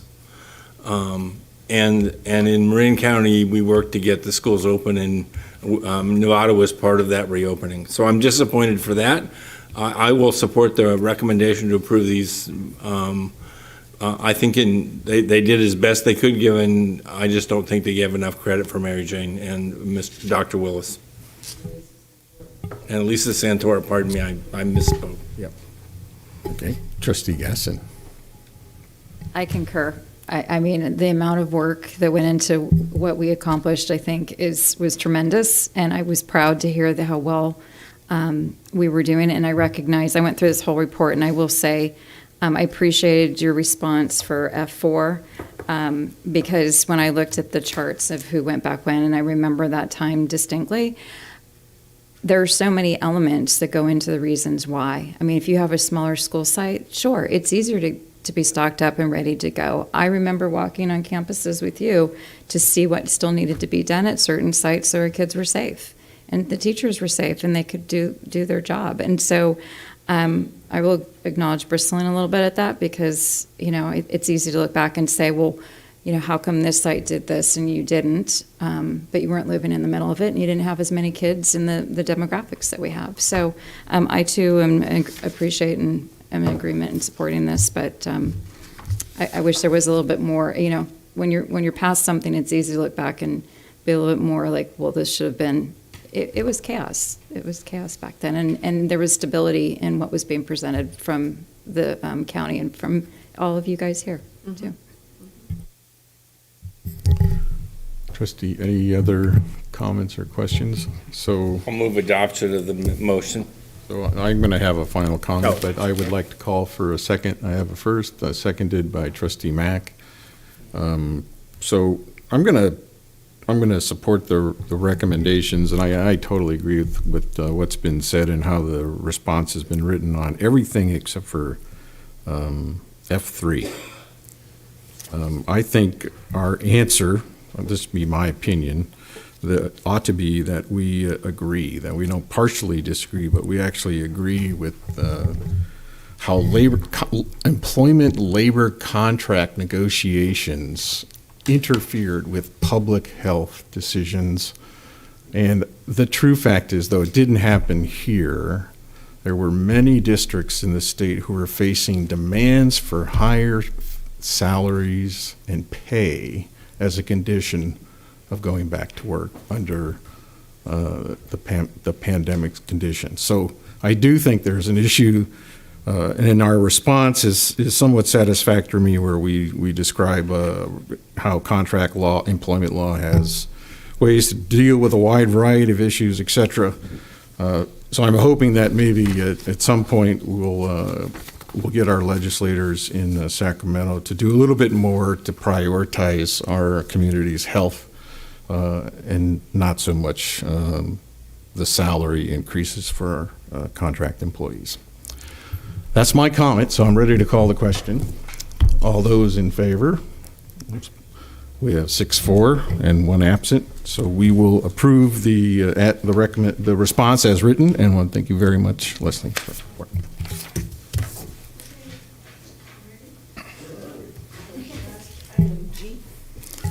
G, and I mean that like in G-E-E. We are at the last item, and this is the approval of resolution number 3337, 2021-22. This authorizes authorizations to sign on behalf of the governing board, and we're going to have Superintendent Derby explain this, and I'm just going to remind everyone not to run out of here because you all have to sign 20 pieces of paper on this specific item. So, Superintendent Derby.